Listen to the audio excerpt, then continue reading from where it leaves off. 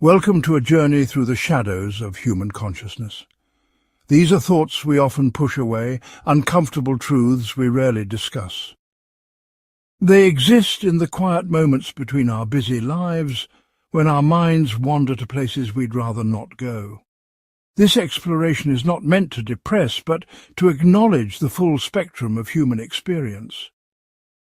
Sometimes facing the darkness helps us better appreciate the light. Let us begin this contemplative journey together. Part 1. The Forgotten Self. Every day we pass hundreds of strangers on streets and in shops who will never know anything about our existence. Our entire life story, all our struggles and triumphs, remain completely invisible to them as they move through their own separate worlds. Even when our paths physically cross, we remain unknown universes to each other, entire lifetimes of memories and experiences passing without recognition. There are billions of people on this planet who will live their entire lives without ever knowing your name or that you walked this earth at all. Even those closest to you today know only fragments of who you truly are, and most of those fragments will fade from memory after you are gone. In the cosmic timeline, our human existence is impossibly brief, less than a single breath in the age of the universe. Stars formed and exploded for billions of years before the first human thought emerged, and will continue long after our species is forgotten. Our most pressing concerns, the worries that keep us awake at night, will not even register as footnotes in history. Most of what consumes your thoughts and energy today will be completely forgotten within a single century, erased like writing in sand. The achievements you work so hard for, the reputation you carefully build, may not matter or be remembered even 10 years from now. Your greatest anxieties, your deepest dreams, and your daily struggles will fade like footprints on a beach as the tide of time inevitably washes over them, leaving no trace. We are, in essence, temporary arrangements of atoms experiencing consciousness for a brief moment, pretending to be permanent beings of lasting importance. Part 2. Silent Suffering. Everyone you meet each day is fighting personal battles you know absolutely nothing about, carrying burdens invisible to your eyes. Behind casual smiles and everyday conversations lie pains too deep to express in regular social interactions. The colleague who seems irritable might be going through a divorce that tears at them every moment they're alone.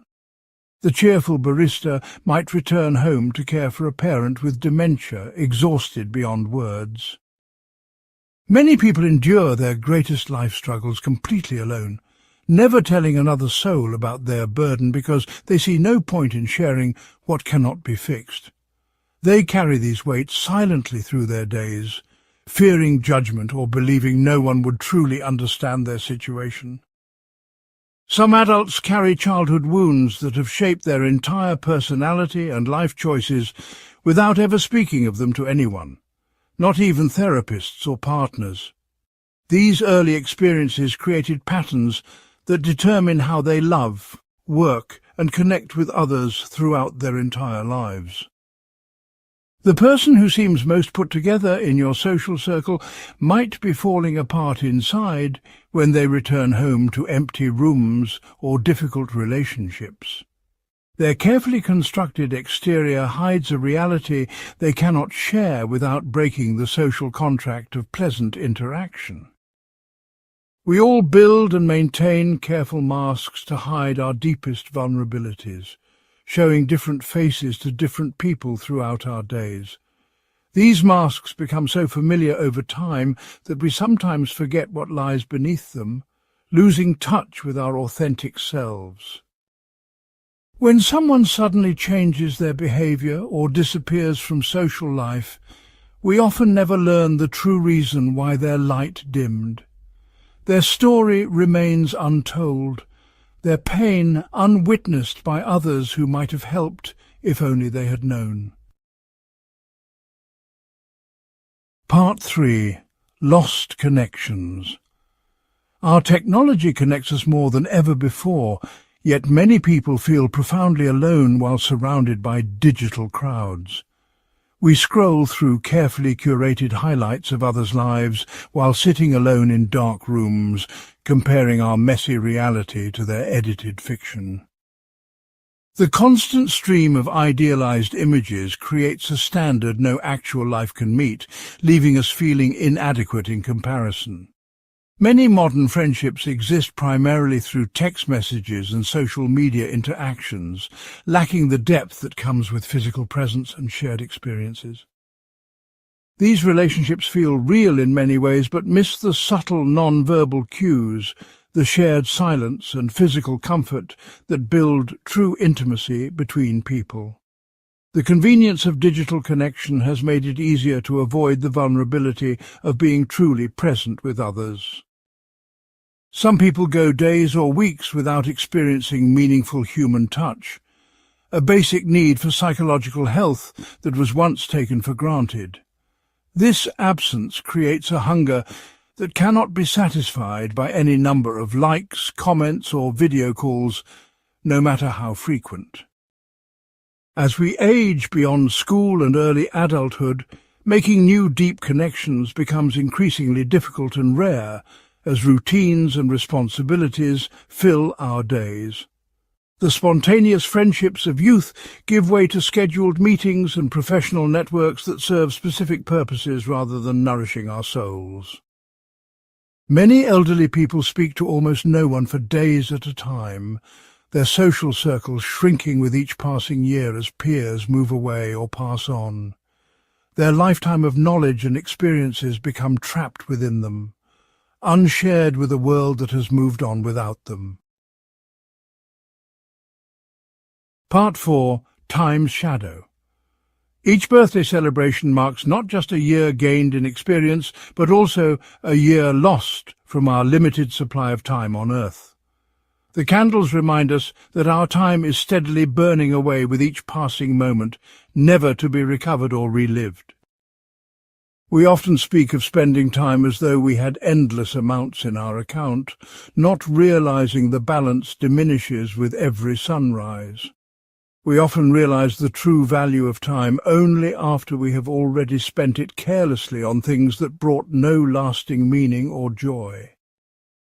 Youth is wasted on the young precisely because they cannot fully grasp its brevity or the swift acceleration of passing years that comes with age. The days seem long, but the decades pass with frightening speed, faster with each circuit around the sun. Most people will have their last conversation with loved ones without realizing it is the final one, parting with casual goodbyes that were never meant to be permanent. No farewell feels adequate when we later realize it was the last, leaving words forever unsaid and emotions unexpressed. The books you plan to read, places you hope to visit, and skills you intend to learn might remain forever in the realm of someday as time runs through your fingers. That someday often never arrives before time runs out. Dreams deferred until they simply expire with us. We carry mental images of parents, grandparents and childhood friends exactly as they were when we last saw them, frozen in our memory like photographs. In reality, they continue changing, aging, becoming entirely different versions of themselves without us witnessing their transformation. Part 5. The Illusion of Control. We meticulously plan our lives as if we control our destiny, creating elaborate 5-year plans, career trajectories and retirement strategies that presume a predictable future. In reality, a single unexpected event, diagnosis, accident, economic collapse, natural disaster, can destroy everything we've carefully built over decades in mere moments. The healthy body you completely take for granted could betray you tomorrow with a diagnosis that instantly divides your life into before and after, rendering previous concerns suddenly trivial. Our fundamental sense of control is largely a comforting fiction we maintain to function in a world characterized by randomness and uncertainty that would overwhelm us if fully acknowledged. The most significant events that have shaped your life path, where you were born, who your parents were, chance meetings that led to pivotal relationships or opportunities, happened without your planning or input. Yet we continue to believe future outcomes are primarily determined by our choices. Even our most carefully considered decisions are profoundly influenced by unconscious biases, cultural programming and neurological processes operating below awareness, making our sense of rational choice largely illusory. We save diligently for retirements that health may not permit us to enjoy, make promises about forever to partners who may leave or die, and build houses on geological fault lines while imagining permanence. This elaborate illusion of control provides necessary psychological comfort while concealing how fundamentally fragile, contingent, and dependent our existence truly is on forces we neither control nor fully understand. Part 6. Unspoken Regrets. Many people reach the end of their lives with profound regrets they've never spoken aloud to anyone, carrying private sorrow for paths not taken and opportunities forever lost. These silent regrets often center not on actions taken but on chances never seized. The love never declared, the risk never taken, the authentic self never expressed out of fear or obligation to others' expectations. There are words of appreciation and love withheld from people who desperately needed to hear them, now impossible to deliver because those people are gone forever. Opportunities for reconciliation, adventure, or creative expression missed through fear, procrastination, or misplaced priority on security over meaning cannot be recovered once health or time runs out. Parents privately wonder if their children would have been happier and healthier with different parenting choices, carrying guilt they can never express without burdening the very people they sought to protect. Many creative people take potential masterworks to the grave, artistic expressions or innovations that existed clearly in their minds, but were never manifested due to perfectionism, self-doubt, or practical concerns that seemed important at the time. Research consistently shows that the dying rarely wish they had worked more hours, accumulated more possessions, or achieved greater status, but instead regret not having lived more authentically, loved more openly, or taken more meaningful risks. The musician and philosopher Henry David Thoreau observed that most men lead lives of quiet desperation and go to the grave with the song still in them, their truest selves and deepest contributions never fully expressed or realized. Part 7. False Memories. Many of your most cherished and confidently held memories, the stories that form your very identity, never actually happened the way you recall them, existing as creative reconstructions rather than accurate recordings. Our minds continuously revise and reconstruct the past to maintain coherent self-narratives, editing details, emphasizing certain aspects while minimizing others to support our current self-image and beliefs. Childhood memories you're absolutely certain of might be entirely fabricated from family stories, photographs and fragments of actual experience combined with imagination into convincing but fictional recollections. Studies repeatedly show that we unconsciously cast ourselves as more virtuous, rational and central in past conflicts than objective evidence would support, protecting our self-concept at the expense of accuracy.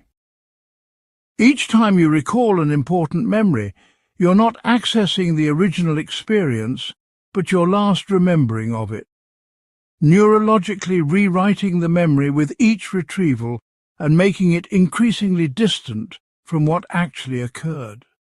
These memories change subtly with each recollection, incorporating new information, current emotional states, and evolving self-concept, drifting further from historical truth with each remembering. Family members often maintain wildly different and contradictory recollections of the same shared events, each person absolutely convinced their version captures what truly happened while others' accounts are distorted. The past you base your identity and decisions upon is largely a creative fiction your brain has constructed to maintain coherence and meaning, not an accurate record of experiences that shaped you. Part 8. Unrecognized loneliness. Many people in long-term marriages and partnerships feel profoundly alone despite decades of physical proximity, sharing homes, beds and daily routines, while their inner worlds remain completely separate. They maintain the external structures of intimate relationship, while experiencing a private desolation that may never be acknowledged even to themselves, let alone discussed with the person sleeping beside them each night. Some people have not been truly seen, heard or understood by another human being for decades, living behind pleasant facades and routine interactions, while their authentic thoughts, fears and desires remain completely unexpressed. Parents can feel deeply isolated while surrounded by the constant noise, demands and physical closeness of their children, experiencing a form of loneliness that feels particularly shameful because it contradicts cultural narratives about parental fulfillment.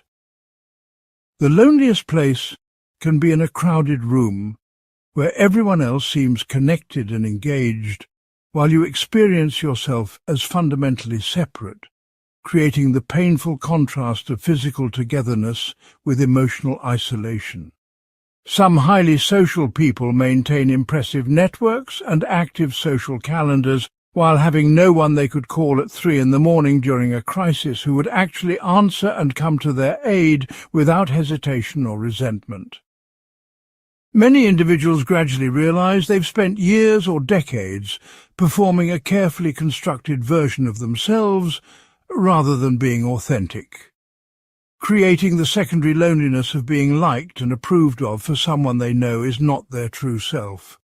This performance creates exhaustion alongside isolation, the constant effort of maintaining a facade while the genuine self remains unseen and unexpressed, creating a deep existential loneliness that social activity cannot touch. Part 9. Invisible influence.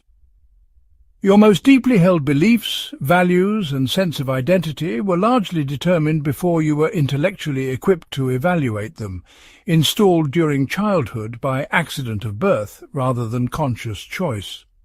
The political views you defend passionately, the religious or secular worldview that structures your understanding, and even your sense of what constitutes common sense all primarily reflect where and when you happen to be born rather than objective evaluation of alternatives. The media ecosystem you consume daily quietly shapes your perception of reality by determining which information reaches you, which experts seem credible, and which issues seem important, all while maintaining the illusion of your independent judgment. Sophisticated algorithms determine what information appears in your feeds and searches, creating personalized reality tunnels that reinforce existing beliefs while minimizing exposure to contradictory evidence or perspectives. Marketing and advertising have influenced your desires, preferences and sense of inadequacy since before you could speak, creating artificial needs and carefully crafted dissatisfactions designed to drive consumption rather than well-being. Your fundamental sense of what's normal and desirable was established by your early environment regardless of how healthy or dysfunctional it might have been, creating baseline expectations that feel natural regardless of whether they serve your actual flourishing. Even your core sense of self, who you believe you intrinsically are versus how you've been shaped, has been profoundly influenced by how others have treated, labelled and responded to you since infancy, creating self-fulfilling identities. The comforting illusion of independent thought and self-determination persists while invisible social, technological and psychological forces guide most of our daily choices and fundamental orientations toward life. Part 10. The Future's Absence. Every person you've ever known or loved will someday be completely gone from this world, their unique consciousness forever extinguished regardless of what beliefs about afterlife might comfort the living. Their voices, their laughter, their particular way of seeing the world, and all the accumulated wisdom of their lived experience will vanish permanently, preserved only temporarily and incompletely in fading memories and recordings. Places that hold your most precious memories and seem permanent features of your mental landscape will be altered beyond recognition or cease to exist entirely within a relatively short span of time. The childhood home that formed your earliest sense of place, the tree you climbed when seeking solitude, the corner store where you bought candy with carefully saved coins, all temporary arrangements in constant flux. Languages spoken fluently by millions today will eventually join Latin and ancient Greek as academic curiosities, rather than living tongues used for love, argument, poetry and daily communication. The books and films created now will become gradually incomprehensible to future generations as language evolves away from current usage, with meanings and references requiring scholarly explanation rather than immediate understanding. Humanity itself represents a temporary phenomenon in the story of Earth, rather than its culmination or purpose, one species among millions that will eventually disappear regardless of our technological achievements or sense of exceptionalism. Everything humans have created, preserved and valued throughout our entire history will eventually be forgotten completely, lost to time's relentless advance as though it never existed at all. Part 11. The Masks We Wear. Most people maintain entirely different personas for different audiences, unconsciously changing their beliefs, speech patterns, body language, and even fundamental values depending on social context. The version of yourself displayed at work differs markedly from the one shown to family, to friends, to romantic partners, or when completely alone with your unfiltered thoughts. We carefully curate which aspects of ourselves to display based on meticulous assessment of what will be rewarded or punished in each specific relationship and environment, becoming skilled performers of situational identity. Over time, these masks can become so habitual and automatic that we lose conscious awareness of the shape-shifting, genuinely experiencing each version as authentic in the moment, despite their contradictions. Some people realize in midlife or during existential crisis that they've been performing roles created to please others for so long that they've lost connection with their authentic desires, values and voice beneath the accumulated layers of adaptation. This realization creates the disturbing question, who am I really? A query that becomes increasingly difficult to answer with each passing year of social conditioning and strategic self-presentation.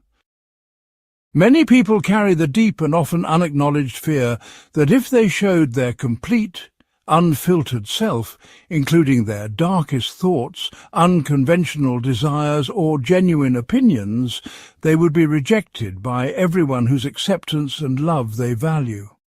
This fear keeps the masks firmly in place, creating a lifetime of partial connections and conditional acceptance that never touches the full humanity beneath the performance, leaving the deepest parts of self perpetually unexpressed and unwitnessed.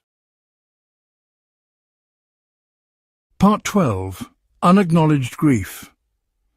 We experience countless small deaths and losses throughout life that we never properly mourn or even consciously recognize, creating a background sadness that colors existence without clear source. The friendship that slowly faded without formal ending, the career path abandoned for practical reasons, the home left behind during relocation, each represents a significant loss carrying genuine grief that social convention provides no ritual to honor. Each time we change significantly as persons, a version of ourselves dies and can never be recovered, creating a subtle mourning for past selves who no longer exist except in memory and photographs that capture strangers who were once us. The dreams we silently relinquish as impractical or impossible, as life narrows possibilities, becoming a dancer, living in Paris, having children after fertility ends, accumulate as unacknowledged losses carried privately. Parents experience profound grief as their children grow independent, a necessary loss woven into successful parenting but rarely discussed openly, since it conflicts with cultural celebration of children's healthy development. The body's slow decline brings continuous small bereavements for capabilities once taken for granted. Running without pain, reading without glasses, remembering without effort, now permanently lost, despite their previous centrality to our self-concept. Many carry nostalgia as a form of disguised grief for periods of life, places once called home, or communities that can never be experienced again as they exist now only in memory rather than physical reality. These unnamed and unacknowledged losses accumulate throughout a lifetime, creating an emotional backdrop of subtle sorrow for what once was and can never be again, a private museum of absence we carry within. Part 13. The Weight of Legacy. Most people harbour hopes of leaving some lasting impact on the world, yet demographic reality ensures that very few individuals will be remembered beyond 2 generations after their death. Even those who achieve remarkable fame, influence, or accomplishment during their lifetime often fade into obscurity with surprising speed once no living person remembers them directly. Consider your own great-grandparents. How much do you actually know about them as full human beings, beyond perhaps a name, photograph, or handful of facts or stories that capture almost nothing of their actual lived experience? The most deeply personal and meaningful aspects of who you are, your private thoughts, what made you laugh, the quality of your love, your particular way of seeing the world, will not survive in family memory beyond those who knew you directly. Projects and institutions you might devote decades to building can be dismantled, repurposed, or fundamentally altered shortly after your death, sometimes erasing any evidence of your contribution within years of your passing. Buildings bearing founders' names are eventually renamed, businesses you built from nothing are sold or shuttered, scientific discoveries are superseded, and artistic innovations become mere historical footnotes as culture moves relentlessly forward. Even digital records of our existence, the modern attempt at immortality through social media archives, photographs, and recorded thoughts, will eventually be deleted, corrupted, or become technologically inaccessible as storage systems evolve beyond current formats. Our desperate attempts to create lasting meaning through accomplishment and documentation often blind us to the temporary nature of all human endeavours, preventing us from investing fully in the experiences and connections that create meaning within our actual lifespans. Part 14. The Price of Awareness. Becoming more conscious and self-aware often leads initially to greater suffering rather than greater happiness, as increased perception reveals problems previously hidden by comforting ignorance. Those who think deeply about existence and develop critical consciousness must confront uncomfortable truths about themselves, their relationships and social systems that others can comfortably ignore through unreflective living. Learning about historical and ongoing injustices, environmental destruction, or exploitation creates a burden of knowledge that cannot be unlearned or set aside once acquired, permanently altering one's experience of institutions and comforts previously enjoyed without complication. Seeing clearly the suffering of others and the complex interconnection of social problems makes simple pleasures and easy answers less satisfying, removing psychological buffers that protect those with less awareness.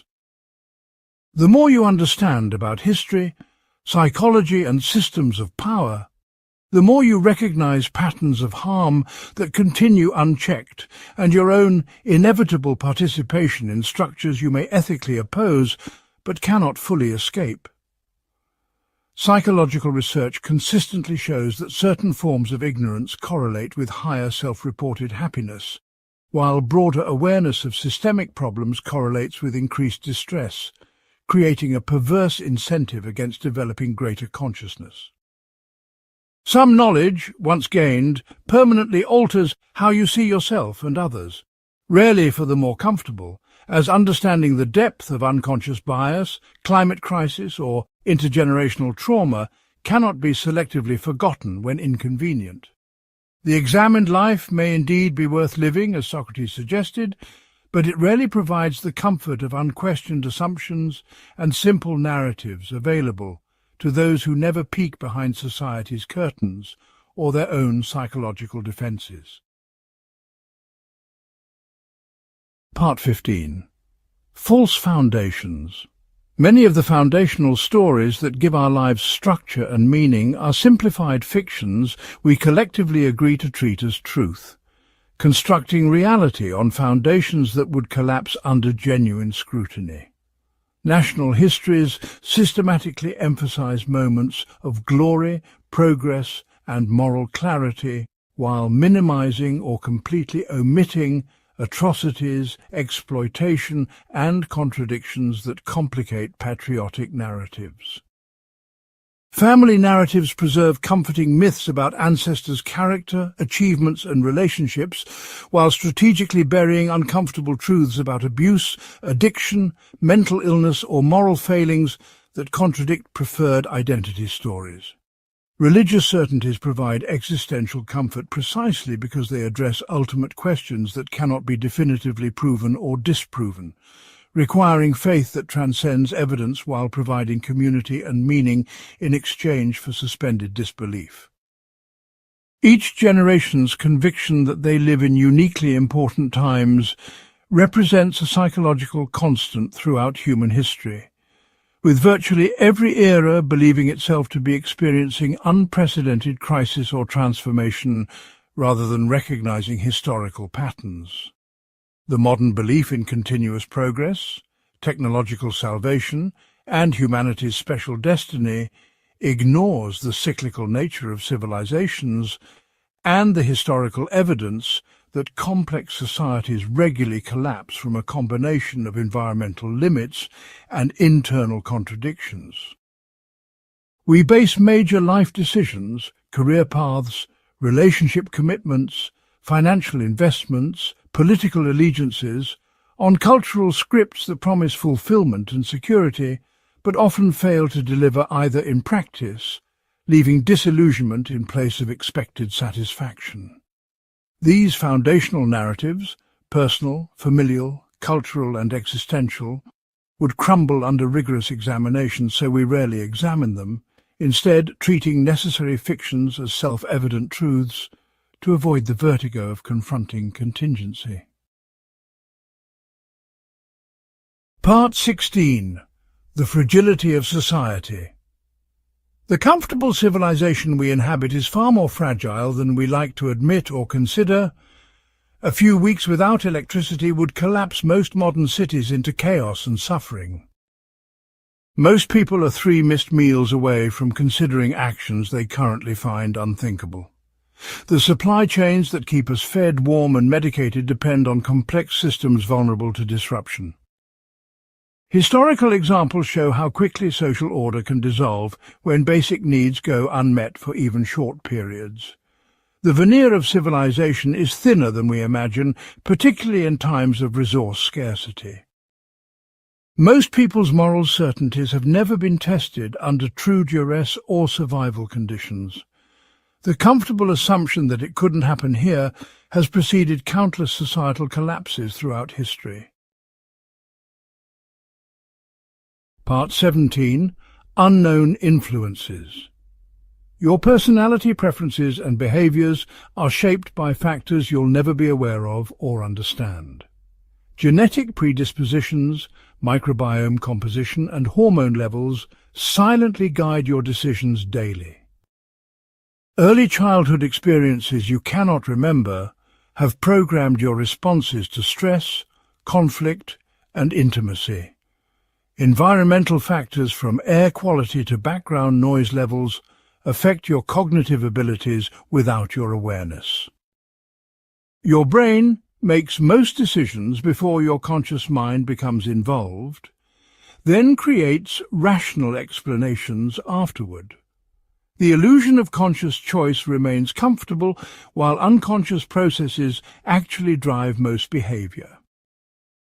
Studies repeatedly show that people confidently explain their choices with reasons that cannot possibly be true. Our sense of being consistent, rational actors is largely a story we tell ourselves to feel in control. Part 18. The Narrowing Path. With each major life decision, countless potential futures disappear forever, narrowing your possible paths. The career chosen eliminates countless others. The partner selected closes doors to other relationships. Each year that passes makes certain dreams biologically, financially, or practically impossible to achieve. The specialization required for success in modern society forces abandonment of most interests and talents. The longer you walk a particular life path, the more difficult and costly changing direction becomes. By midlife, many feel locked into trajectories they would not choose again if starting over. The weight of previous decisions, mortgage, children, career advancement, makes radical change seem increasingly impossible. We comfort ourselves by saying, "I can always change later," while the window for certain changes quietly closes. Part 19. The Burden of Knowledge. Medical professionals know too much about how bodies fail to enjoy perfect health without anxiety. Police officers and emergency workers see too much human cruelty to maintain optimistic views of humanity. Parents of disabled children know that the normal milestones others celebrate are not guaranteed to anyone. Those who work with the dying understand that peaceful ends are rare and suffering is common. Ecological scientists watch destruction they cannot prevent while carrying the weight of understanding what is being lost. Certain knowledge changes you in ways that separate you from those who don't share your understanding. Some truths, once learned, cannot be unlearned, creating a burden carried silently among those who know. There are things specialists in every field wish they could forget, but cannot. Part 20. The Illusion of Fairness. We teach children that goodness is rewarded and badness punished, knowing this is often untrue. Virtuous behaviors frequently go unrecognized, while harmful actions bring wealth, power, and admiration. Countless acts of kindness and sacrifice happen daily with no acknowledgement or reward for those performing them. Hard work and talent alone rarely guarantee success without the additional factors of luck and privilege. Some people suffer immensely despite living exemplary lives, while others prosper, despite causing harm. The belief in ultimate justice, either through karma, divine judgment, or social consequences, rarely matches observable reality. We maintain the fiction of fairness because the alternative, that suffering and reward are often random feels too threatening. The most comforting stories we tell ourselves are often the furthest from the truth we observe. Part 21. Impermanent Beauty. Everything beautiful is already in the process of decay, changing, aging, or disappearing from the moment we notice it. The sunset that moves you is already ending, the flower already wilting, the child already growing older. Our awareness of beauty is often heightened precisely because we sense its impermanence. The face you see in the mirror today will never look exactly this way again, changing imperceptibly each day. Ancient buildings and artifacts we treasure are slowly disintegrating despite our best preservation efforts. Digital photographs and recordings we make to preserve moments deteriorate or become technologically inaccessible. Even the most carefully preserved art will eventually crumble to dust as entropy claims everything physical. Our attempts to hold on to beauty often prevent us from fully experiencing it in the fleeting moment it exists. Part 22. The Comfort of Lies. Most relationships depend on mutual agreement not to speak certain truths that would damage the connection. Parents maintain fictions about equal love for all children despite having favorites they never acknowledge. Partners allow each other face-saving delusions about personal failings, physical changes and disappointed expectations. Friends overlook flaws and pretend to admire qualities they privately find annoying or off-putting. Most people would be devastated to hear completely honest assessments from those closest to them. We claim to value honesty while depending on strategic dishonesty to maintain most relationships. The truths we withhold from others are often matched by the truths we hide from ourselves about our own motives. Complete honesty would destroy most relationships, suggesting truth may be less valuable than we pretend. Part 23. The Privilege of Ignorance. Most people remain blissfully unaware of the suffering required to maintain their comfortable lifestyles. We prefer not to know about the working conditions behind the products we purchase and enjoy daily. Environmental degradation happens far from where most consumers live, allowing destruction to continue unseen. The violence required to secure resources and maintain global power structures remains invisible to beneficiaries. Medical comforts depend on animal testing and experimentation that most would find disturbing to witness. The convenience of not knowing allows continuation of systems that would be rejected if fully understood. When confronted with these realities, most people feel briefly troubled before returning to comfortable ignorance. The ability to look away from others' suffering represents one of the greatest privileges of the fortunate. Part 24. The Erosion of Self. The brain begins deteriorating in our 20s, losing cells and connections that will never be replaced. Cognitive abilities peak early and begin a slow decline most people notice only in retrospect. Memories you consider essential to your identity are gradually fading, changing, or disappearing entirely. The sharp clarity of youthful thinking gives way to processing that is slower but not necessarily wiser. Many older adults fail to recognize how significantly their cognitive abilities have declined over decades. The self you consider stable and continuing is actually constantly being revised and reconstructed. The person you were at 20 no longer exists, except in deteriorating memories that grow less accurate with time. The you that exists now is merely the current iteration in a series of selves connected by a fragile narrative. Part 25. Unnatural Selection. The traits most rewarded in modern society are often disconnected from what creates genuine well-being or survival value. The ability to manipulate others, self-promote, and appear confident often outweighs actual competence. We select leaders based on charisma rather than wisdom, creating systems that perpetuate harmful patterns. Our attraction to novelty and sensationalism rewards those who create outrage rather than understanding. Educational systems reward compliance and test performance over creativity and critical thinking. The qualities most celebrated in public figures are often precisely those that create suffering in private relationships. Economies reward extraction and exploitation over sustainability and genuine value creation. These misaligned incentives create societies that systematically undermine the very happiness they claim to pursue. Part 26. False understanding.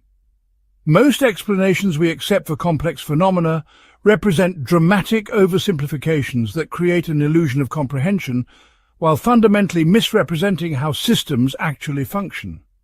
The narratives in history books and documentaries represent politically acceptable interpretations and simplified storylines rather than the messy, contradictory, and often random factors that actually determined historical outcomes. Scientific findings reported in popular media are routinely oversimplified to the point of misrepresenting the actual research, creating public knowledge that researchers themselves would not recognize as accurate representations of their work.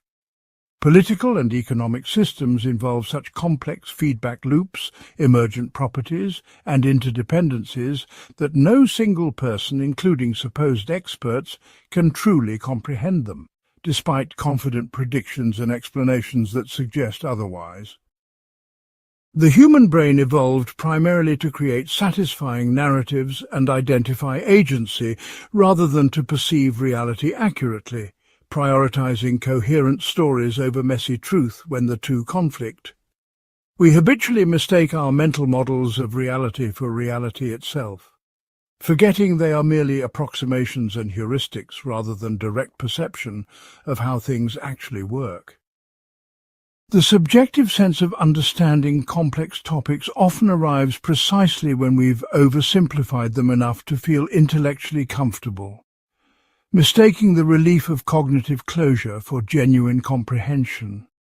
The most reliable sign of true expertise in any field is often an increasing awareness of how much remains unknown or uncertain, with intellectual humility growing rather than diminishing as knowledge deepens beyond superficial understanding.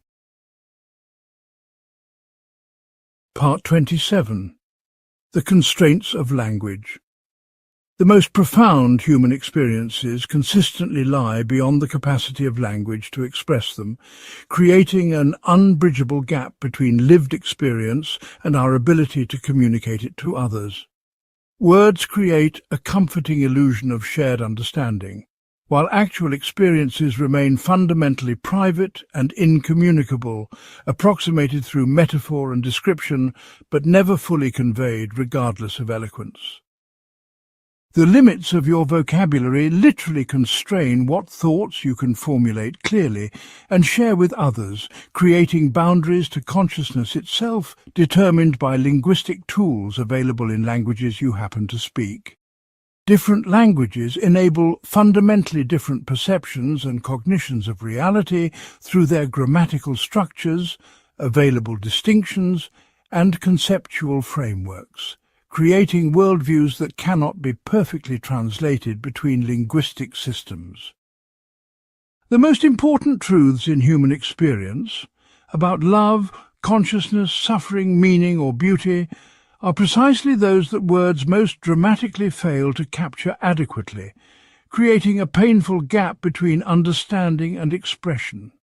We frequently mistake the map of language for the territory of experience, believing we've shared something when we've merely exchanged symbols that point toward experiences that remain fundamentally private and unique.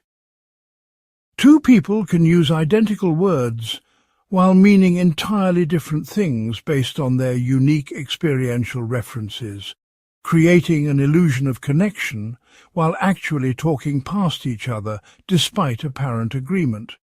The fundamental loneliness of human existence stems partly from this inherent limitation of language. Our primary tool for connection fails precisely when we most need it to bridge the gap between separate consciousnesses. Part 28. The Fiction of Consistency. The sense of being a single, coherent person with consistent traits, beliefs and values across time represents a narrative fiction maintained through selective attention and memory rather than reflecting psychological reality. Most people simultaneously hold numerous contradictory beliefs and values that would create cognitive dissonance if examined together, but compartmentalization and context-dependent activation allow these contradictions to coexist without awareness. Your personality changes significantly in different contexts, with family versus friends versus authority figures versus romantic partners, each version experienced as authentic in the moment, despite their sometimes dramatic differences in expressed traits and values. The principles and certainties you currently consider core to your identity have likely changed substantially several times throughout your life already, with past versions of yourself holding equally strong convictions about beliefs you now reject completely. Your past self would likely be unrecognizable or even objectionable to your current self if you could actually meet across time, holding values, dreams and beliefs that might now seem naive, misguided or even reprehensible from your current perspective. The stories you tell about your motivations and reasons are often post hoc justifications for behaviors and choices driven by unconscious processes, social pressures or situational factors you either cannot access or prefer not to acknowledge. Psychological research consistently demonstrates there is no single, authentic you waiting to be discovered. Only temporary configurations of traits, tendencies and beliefs activated by specific situations and relationship contexts. The narrative continuity we maintain through life stories and identity claims masks the fundamental discontinuity of consciousness and selfhood, creating an illusion of consistency that provides psychological comfort but poor predictive value about our actual behavior across contexts. Part 29. The Myth of Arrival. We persistently pursue goals believing their achievement will bring lasting satisfaction, only to discover upon reaching them that accomplishment creates temporary pleasure, quickly replaced by emptiness and new striving. The promotion, relationship milestone, recognition or acquisition longed for changes nothing fundamental about our condition once obtained, providing brief satisfaction before becoming the new normal from which further desires emerge. The hedonic treadmill quickly resets expectations after each achievement, returning us to baseline happiness or dissatisfaction levels, regardless of objective improvements in circumstances or accomplishments. Material acquisitions that required years of effort and anticipation typically transform from exciting possessions to unnoticed background elements of daily life within weeks or months, their emotional impact fading far more quickly than anticipated. Each milestone achieved simply reveals the next horizon of desire, creating an endless cycle of striving in which fulfillment remains perpetually just beyond reach, despite continuous achievement and acquisition. The "I'll be happy when" mindset ensures happiness remains perpetually located in the future rather than the present, creating a lifetime of striving without arrival at the contentment we imagine awaits after just one more accomplishment. Even dramatic life changes that required years of effort, moving countries, changing careers, finding love, starting a family, eventually become the unremarkable backdrop of daily experience rather than sources of ongoing fulfillment or excitement. The anticipated arrival at some final state of contentment, once certain conditions are met, represents perhaps the most persistent and self-defeating human delusion, one that each generation discovers anew, despite its predictable disappointment. Part 30. The weight of choice. The freedom to choose in modern life often creates anxiety rather than happiness. Each decision carries the burden of responsibility for outcomes and regret for paths not taken. Studies show that too many options often lead to decision paralysis or decreased satisfaction with choices made. The constant pressure to optimize every decision, from careers to breakfast cereals, creates endless second-guessing. We are haunted by the imagined perfect choices we might have made with perfect information. Social media shows us countless alternative lives we could be living, increasing dissatisfaction with our actual lives. Many people secretly long for simpler times, with fewer choices but clearer paths and expectations. The burden of creating a meaningful life through conscious choice is heavier than most acknowledge. Part 31. The audience effect. Much of what we do is performed for an imaginary audience that exists mainly in our minds. We curate social media personas for viewers who rarely notice or care about our carefully crafted images. The embarrassing moments we obsess over are quickly forgotten by everyone except ourselves. Most people are too concerned with their own performance to pay close attention to yours. The harsh inner critic that evaluates your every action speaks in a voice only you can hear.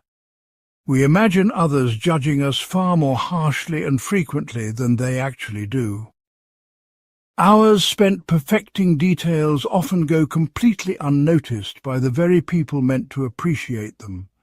The freedom that comes with realizing how little others think about us is both liberating and lonely. Part 32. The reality of randomness. Lives are shaped by random events far more than by careful planning or personal merit.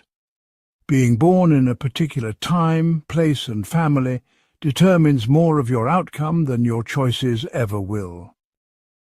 Successful people rarely acknowledge how much of their achievement depended on fortunate timing and circumstances.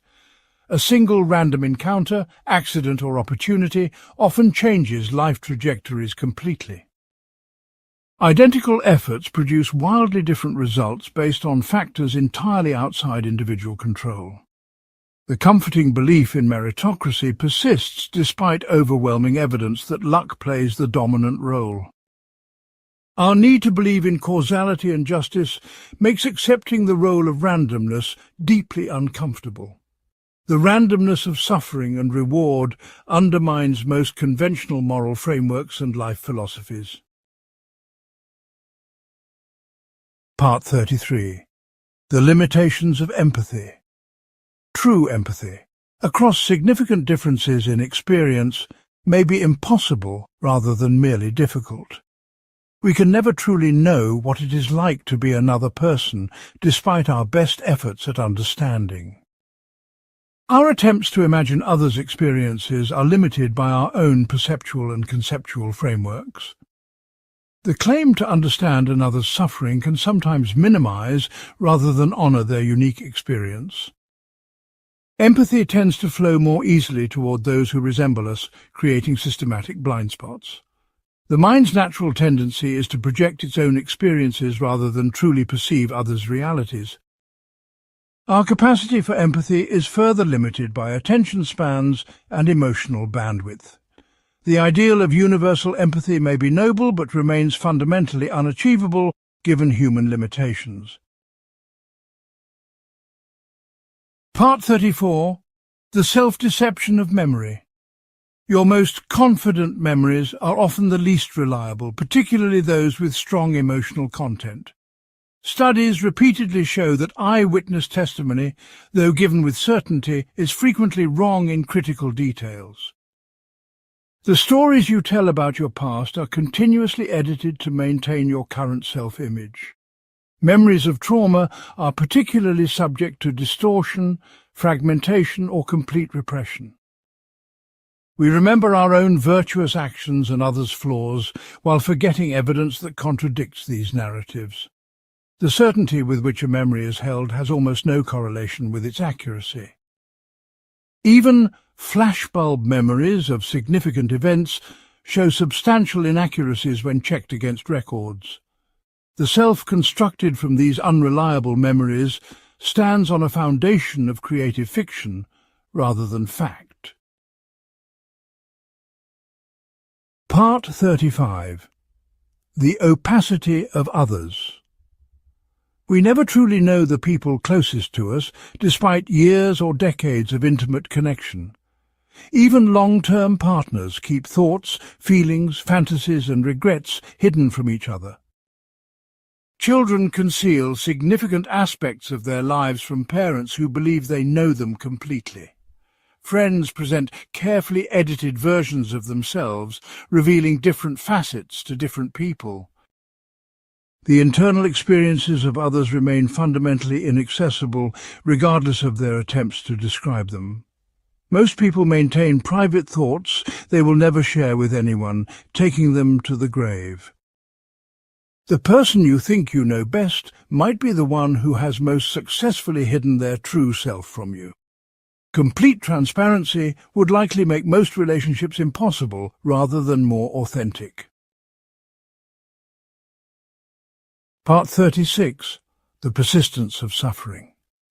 Despite technological progress, the fundamental sources of human suffering remain unchanged for millennia. Loneliness, rejection, loss, jealousy, and fear trouble us exactly as they troubled our ancestors. Modern conveniences have eliminated many physical hardships while creating new psychological ones. Social media connects us while creating unprecedented opportunities for comparison and inadequacy. Medical advances extend lives without necessarily improving their quality or meaning. Wealth and comfort often fail to provide the happiness they promise, creating new forms of emptiness. The suffering that comes from being a conscious, mortal being cannot be eliminated by external progress. Each generation discovers anew that material solutions cannot resolve the essential human predicament. Part 37. The fragility of identity. Your sense of self can be dramatically altered by seemingly minor physical or chemical changes. A small brain injury, hormone imbalance, or medication can transform personality, values, and capabilities. The continuity of identity you take for granted depends entirely on the fragile consistency of your brain's functioning. Conditions like dementia reveal how the self can unravel when memory and cognition deteriorate. What you consider essential to your identity, beliefs, preferences, memories, can change radically with brain alterations. The illusion of a stable self persists, despite evidence that we are constantly changing physically and mentally. The boundary between you and not you is far less clear than everyday experience suggests. The self you defend so vigorously is ultimately as fragile as the tissue that creates it. Part 38. The cost of civilization. The comforts of modern life have been purchased at the price of connection to natural rhythms and processes. We live increasingly disconnected from the sources of our food, water, energy and material goods. The convenience of urban life separates us from the cycles of seasons, weather and wildlife. Most modern humans rarely experience true darkness, silence or wilderness. Skills that sustained humans for millennia, growing food, making shelter, finding water, are now specialized knowledge.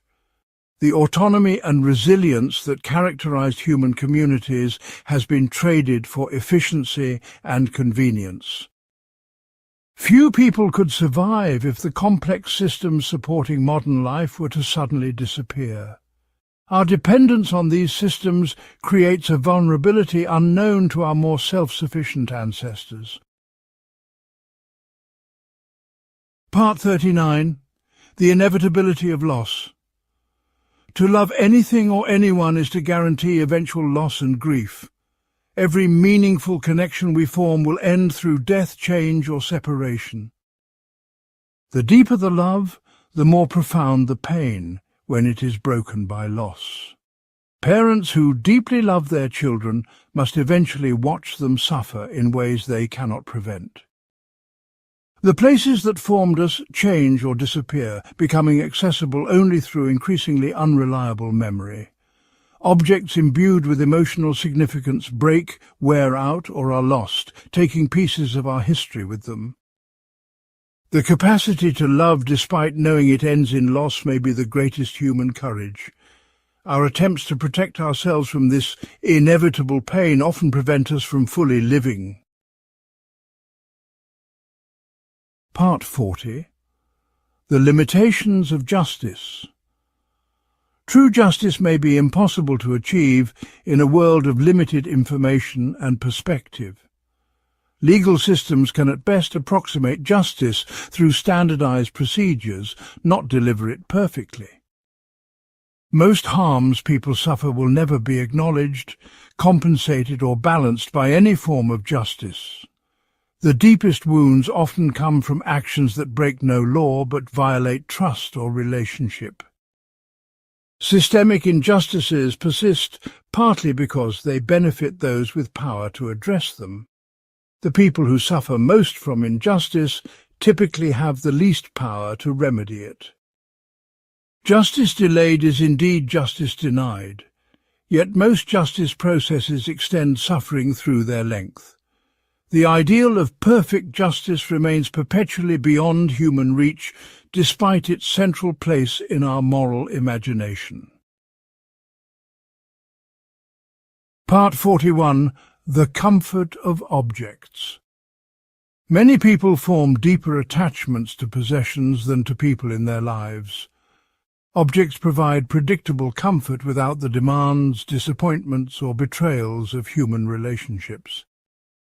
The collection and arrangement of things creates an illusion of control in an unpredictable world.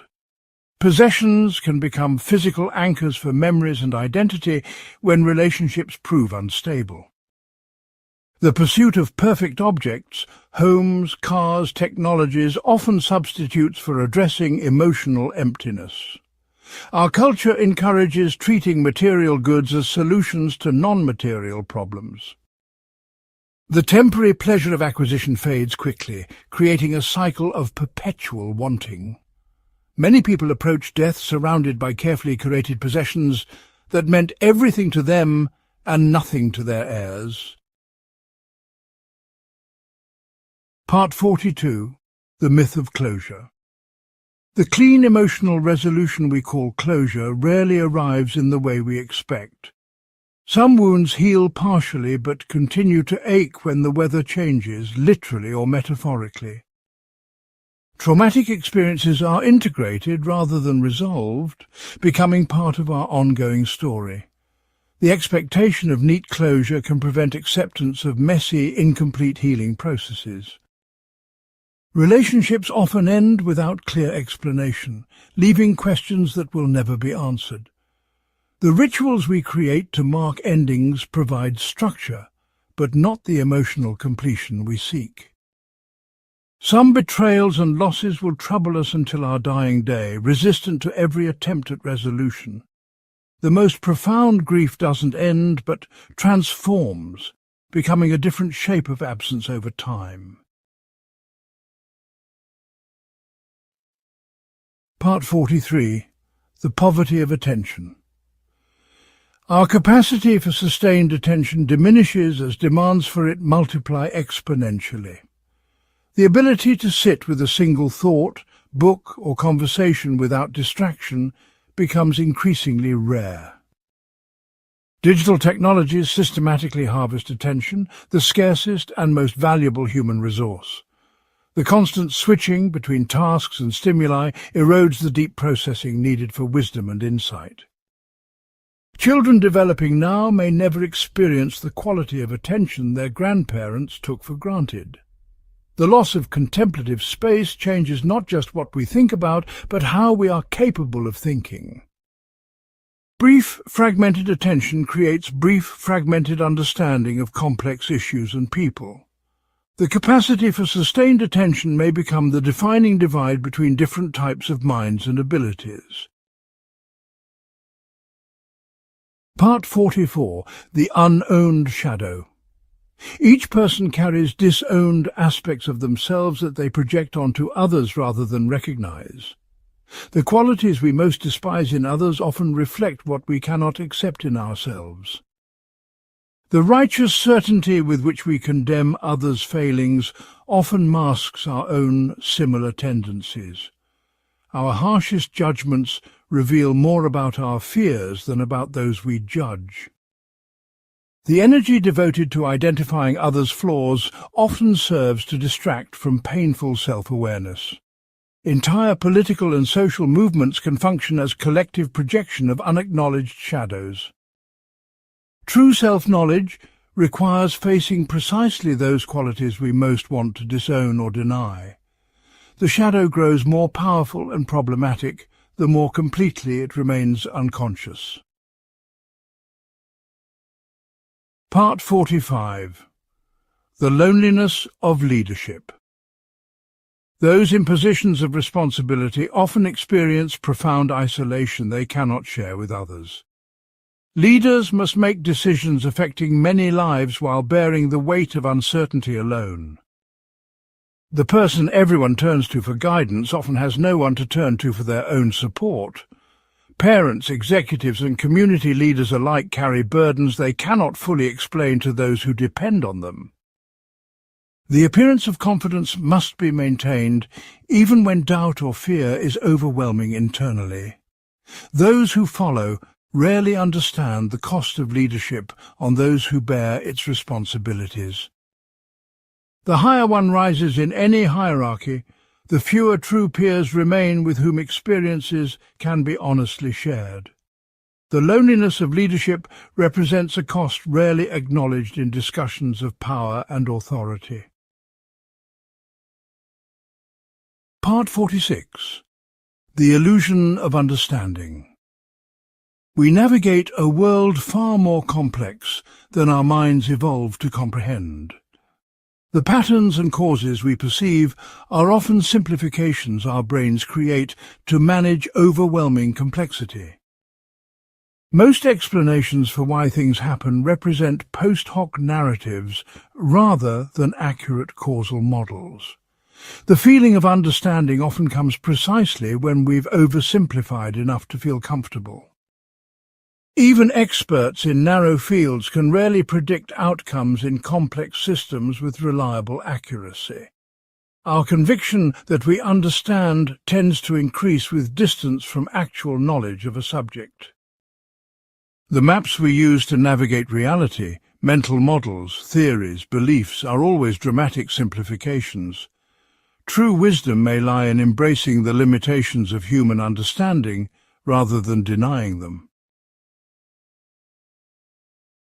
Part 47. The End of Wonder. As we age, the capacity for genuine wonder and awe diminishes for most people.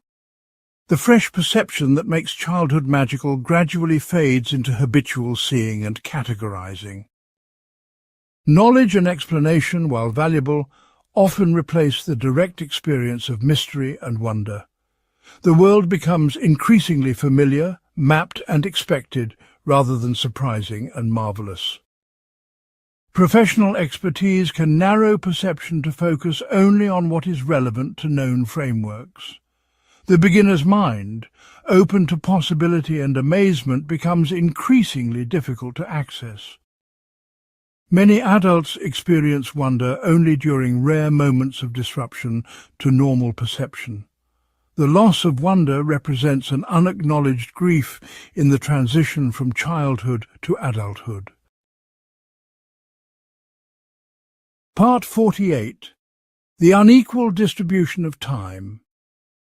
Time, the one resource distributed equally to all, is experienced very differently across social divides.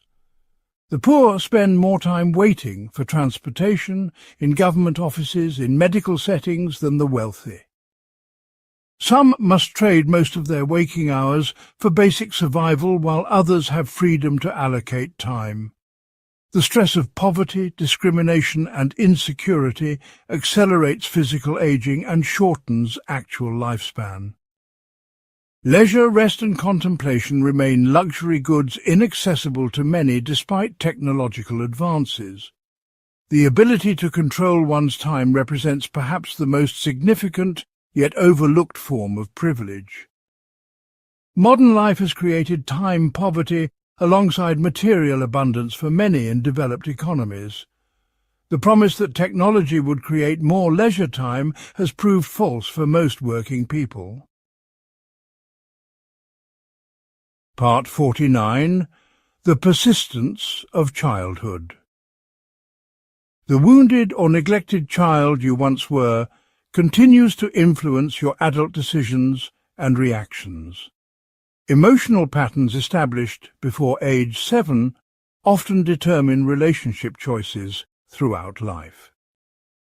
The voices of early caregivers continue as internal dialogue long after those people are gone.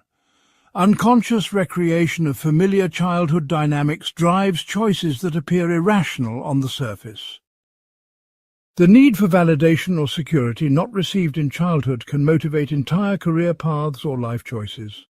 Patterns of attachment formed in infancy often predict adult relationship satisfaction and stability.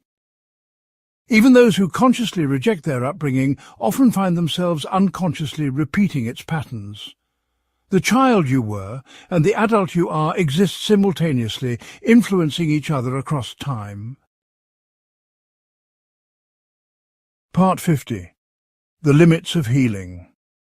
Not all wounds heal completely, despite therapy, time, understanding or forgiveness. Some traumas change brain structure and function in ways that remain for a lifetime. Integration and management of pain often represent more realistic goals than elimination of suffering. The expectation of complete healing can become another burden for those already carrying heavy loads. Some losses create absences that cannot be filled, but must be carried with increasing strength. The wisdom gained through suffering rarely feels worth the price paid to acquire it. The most profound growth often comes not from healing completely, but from learning to live meaningfully with wounds. Perhaps wholeness includes acknowledging brokenness rather than overcoming it entirely. Part 51. The Unheard Voice. Many people will go their entire lives without ever feeling truly heard or understood by another human being, despite countless conversations and relationships. They speak their deepest truths, but find others responding to projections or assumptions rather than what was actually expressed. The painful experience of vulnerably sharing your innermost thoughts, only to have them misinterpreted or dismissed, creates a profound existential loneliness that accumulates over decades. Some eventually stop trying to articulate their authentic experience after years of being misunderstood, retreating into a private inner world. Even in our most intimate relationships, people often listen through filters of their own needs, histories, and cognitive biases, hearing what confirms their existing view rather than the novel reality being shared. The gap between what we intend to communicate and what others actually receive can feel increasingly unbridgeable as we age and experience repeated failures of understanding. This fundamental failure of human communication leads many to the devastating conclusion that true connection is impossible rather than merely difficult, prompting withdrawal from authentic interaction.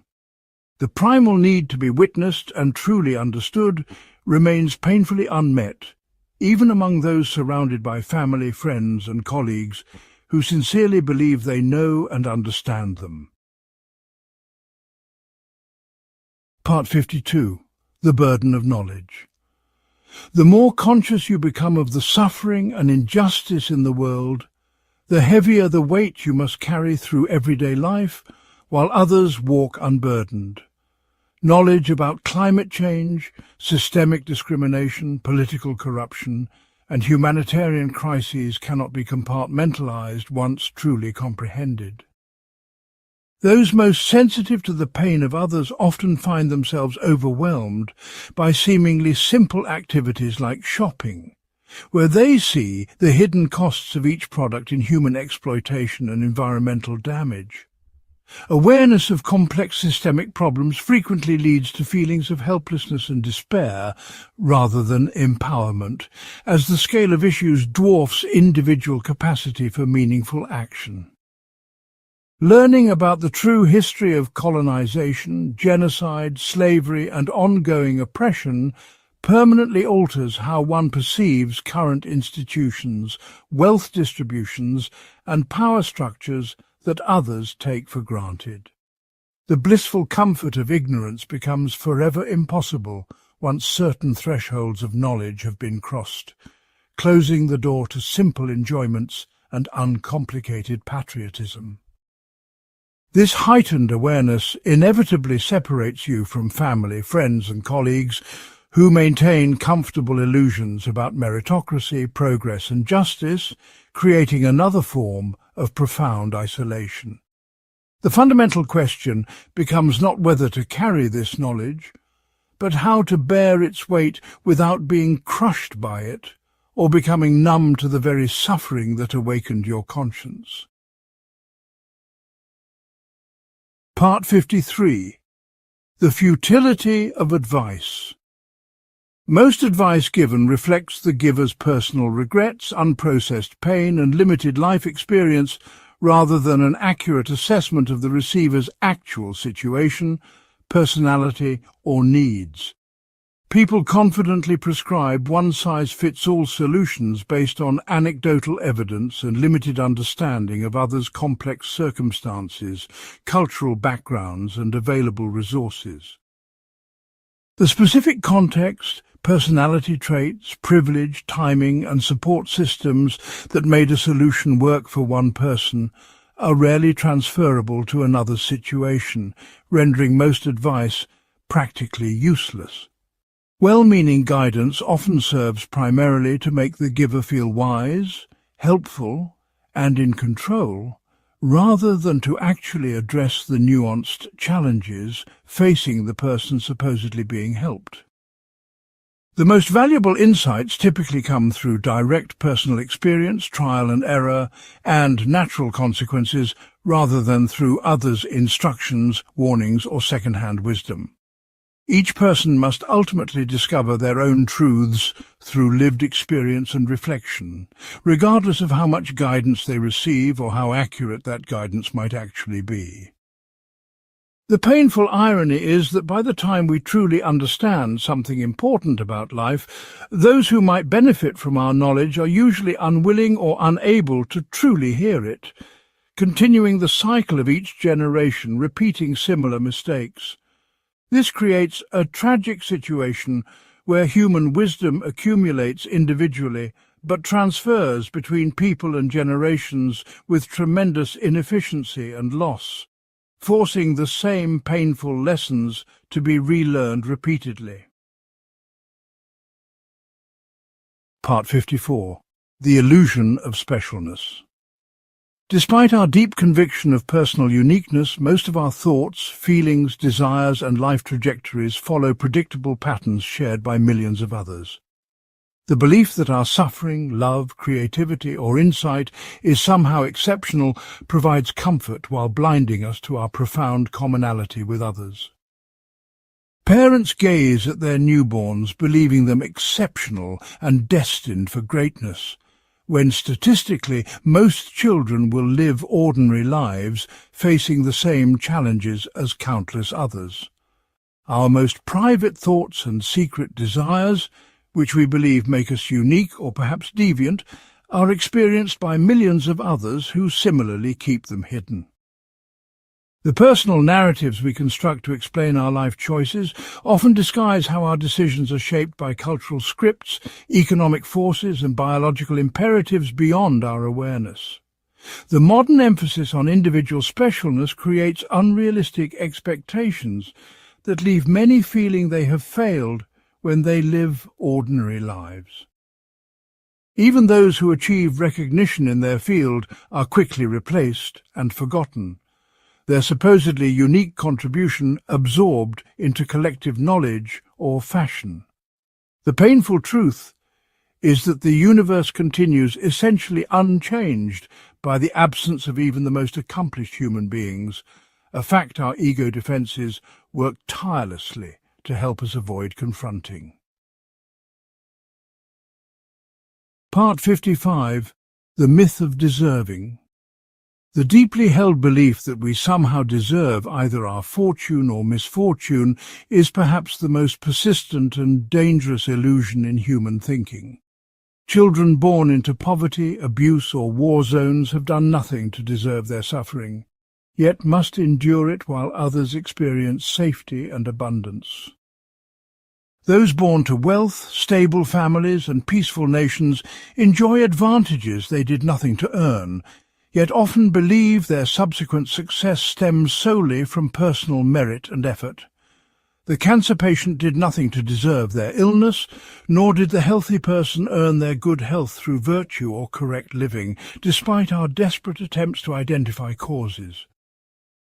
Our need to believe in a just world where good things happen to good people leads us to blame victims and attribute success to character rather than circumstance or random chance. This comforting fiction allows the fortunate to enjoy their advantages without guilt, and provides the illusion that misfortune can be avoided through proper behavior or attitude. The concept of deserving implies a cosmic accounting system that simply does not exist, yet we cling to this belief rather than face the terrifying randomness of fate and the unearned nature of both privilege and suffering. Releasing this myth would require fundamentally reimagining social systems built on the assumption that wealth and position reflect merit rather than circumstance, an undertaking few beneficiaries of the current system are willing to contemplate. Part 56. The Tragedy of Timing. Many potentially beautiful relationships, opportunities, and creative collaborations never materialize simply because the timing is wrong, with people meeting at incompatible stages of life or readiness. The perfect mentor appears when we're too inexperienced to recognize their value, or the ideal romantic partner enters our life when circumstances make connection impossible. Opportunities for career advancement, artistic expression, or personal growth often arrive when we lack the confidence, resources, or freedom to pursue them, never to return when we finally become ready. Parents often finally develop the wisdom, patience, and emotional maturity needed for skillful parenting only after their children have grown and left home. The experiences that would have transformed our understanding in youth arrive only in middle or old age, when established patterns are difficult to change and fewer years remain to implement new insights. Two people perfectly suited for each other cross paths when one or both are committed elsewhere, creating a lifetime of wondering what might have been. The insights that would have healed childhood wounds often come too late to repair damaged relationships with parents who have died or siblings who have become estranged. This misalignment of timing and readiness creates countless invisible tragedies of unrealized potential and connection, with most people experiencing many near misses of profound significance without ever becoming aware of what almost was. Part 57. The Unknowable Impact. Our actions and words affect others in ways we can never fully know or understand, creating ripple effects that continue long after we've forgotten the encounter. A casual criticism might wound deeply and change someone's life trajectory, while an offhand compliment might provide crucial encouragement at exactly the right moment. Parents make countless decisions that profoundly shape their children's development and future possibilities without knowing which choices matter most or how they'll ultimately influence outcomes. Teachers, mentors and managers affect hundreds or thousands of lives without receiving feedback about their long-term impact, positive or negative, on those they briefly guided. The stranger you were rude to during a bad day might carry that interaction for years, just as someone else might remember your small kindness as a pivotal moment that restored their faith in humanity. Most of us will never know about the person who decided not to end their life because of our simple acknowledgement, or the child who developed a lifelong interest because of something we casually shared. This fundamental unknowability of our impact makes it impossible to accurately assess the value or meaning of our lives and actions, leaving us forever uncertain about whether we've helped or harmed more on balance. The most significant effects of our existence may be completely invisible to us, while the achievements we pride ourselves on might ultimately matter little in the grand scheme of things. Part 58. The Prison of Perception. Each of us lives trapped within our own perceptual system, never able to experience reality directly, but only through the heavily filtered and constructed model our brain creates. What we perceive as solid matter is mostly empty space. Colours exist only in our neural processing rather than in the world, and our senses detect only a tiny fraction of existing stimuli. Two people in the same situation literally experience different realities based on their sensory processing, attention, past experiences and cognitive frameworks. We navigate not the world itself but our brain's model of it, a simulation so convincing we mistake it for direct perception of objective reality. Cultural and linguistic frameworks further shape what we can notice, describe or consider important, creating perceptual worlds as different as the languages that help structure them. The limits of our sensory and cognitive systems create boundaries to understanding that no amount of education or effort can fully transcend. Even our most fundamental experiences of consciousness, time and causality may be constructions rather than direct perceptions of how reality actually operates. This biological prison of perception means we can never know what it is like to be another person or creature, nor can we ever access reality except through our species, specific and individually unique filters. Part 59. The Cost of Protection. The psychological defenses we develop to protect ourselves from pain often become the very barriers that prevent us from experiencing love, connection and growth. Walls built in childhood to shield us from rejection or abandonment remain standing in adulthood, keeping out not just potential harm but also potential intimacy. The emotional numbness that helped survive trauma becomes an inability to feel joy. The skepticism that prevented exploitation becomes cynicism that sees ulterior motives everywhere. Defense mechanisms that served valuable purposes during difficult times become outdated but persist through habit, preventing experiences that might heal the original wounds. Self-protective behaviors that seem rational in isolation create patterns that systematically undermine the very happiness and security they aim to preserve. The armor we construct piece by piece over years becomes so familiar we mistake it for our actual self, defending our limitations as though they were integral to our identity.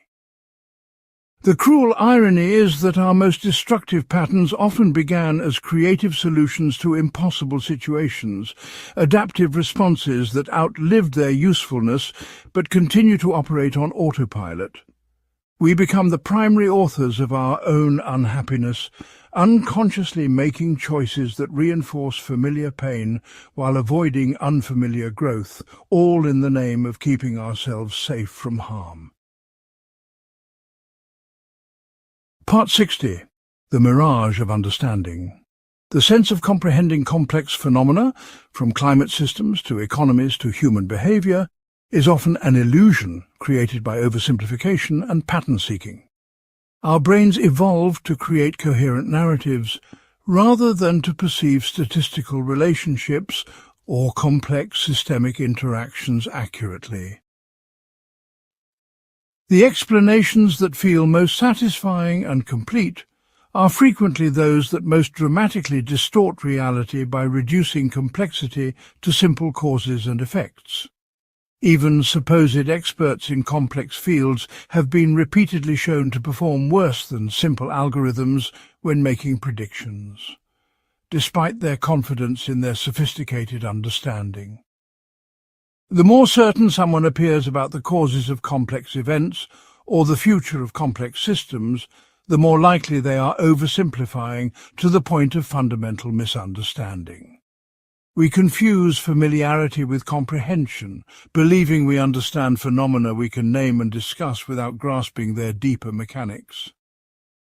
This illusion of understanding leads to dangerous overconfidence in addressing complex societal problems, ecological challenges, and economic systems, with interventions often creating unanticipated negative consequences. Perhaps true wisdom begins with acknowledging the profound limits of human comprehension, rather than pretending we can fully understand systems that exceed our cognitive capacities. Part 61. The Blindness of Privilege. Those with the greatest advantages in society are typically the least able to perceive the systemic forces that benefit them, mistaking structural privilege for personal merit. The most fortunate believe they see the world clearly while being blind to the invisible systems of support that have shaped their opportunities since birth. People born into stable families, safe neighborhoods, and strong educational systems rarely recognize how these foundations, unavailable to many, create the platform for their achievements. The absence of obstacles is itself a profound advantage that remains largely invisible to those who have never had to overcome systematic barriers based on their identity or background. Those who have never faced discrimination struggle to believe the lived experiences of those who encounter it regularly, dismissing well-documented patterns as isolated incidents or misinterpretations. The comfortable assumption that the world is largely fair and meritocratic serves to justify existing hierarchies and absolve the privileged from examining their unearned advantages. This blindness is not a moral failing, but a cognitive limitation. We naturally normalize our own experience and struggle to truly comprehend realities we haven't personally encountered. Perhaps the most pernicious aspect of privilege is how it obscures itself from its beneficiaries, making genuine understanding across social divides one of the most difficult forms of human comprehension. Part 62. The Limits of Language. The thoughts we can think and the experiences we can share are fundamentally constrained by the languages available to us, creating boundaries to consciousness itself. Certain emotions, relationships, and experiences remain unnamed in English, yet have specific words in other languages, suggesting gaps in our conceptual framework rather than in human experience. The most profound human experiences, intense grief, spiritual awakening, the birth of a child, often leave us speechless precisely because they exceed what our linguistic tools can adequately capture or convey. Different languages enable different perceptions of time, space, causality and personhood, creating worldviews that cannot be perfectly translated between cultural linguistic systems. The limits of vocabulary literally constrain the thoughts you can formulate clearly. while concepts lacking precise terms remain fuzzy and difficult to examine or discuss. We mistake our linguistic maps for the territories they represent, forgetting that words are merely imperfect symbols pointing toward experiences they can never fully contain. Two people using identical words often mean entirely different things, creating an illusion of understanding while actual miscommunication remains hidden until consequences emerge. The fundamental inadequacy of language to fully capture human experience creates an inescapable solitude. We can approximate sharing our inner worlds, but never achieve complete transmission of meaning. Part 63. The erosion of meaning. Activities and achievements that once seemed deeply meaningful often hollow out over time, leaving people questioning the purpose of even their most significant life investments. Career paths pursued with passion and conviction for decades can suddenly appear pointless or even harmful when viewed from a different stage of life or perspective. Religious and ideological frameworks that provided structure and certainty frequently collapse under the weight of lived experience, leaving former believers disoriented in a world without clear moral coordinates. Relationships entered with complete devotion sometimes deteriorate into formal arrangements, maintained for practical reasons rather than love or connection. The subjective sense of meaning is neurologically similar to other forms of pleasure that inevitably diminish with repetition and familiarity, requiring ever-new sources of significance.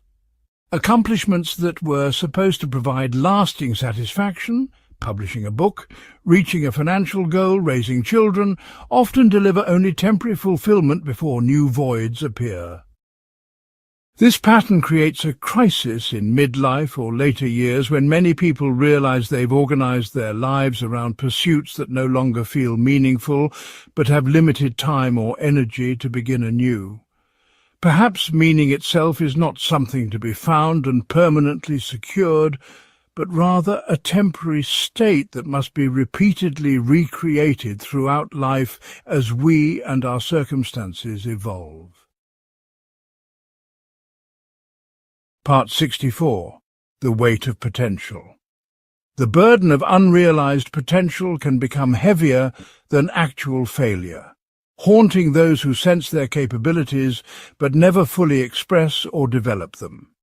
Many highly intelligent or creative people live with constant awareness of the gap between what they could achieve and what they actually accomplish, creating ongoing internal dissatisfaction.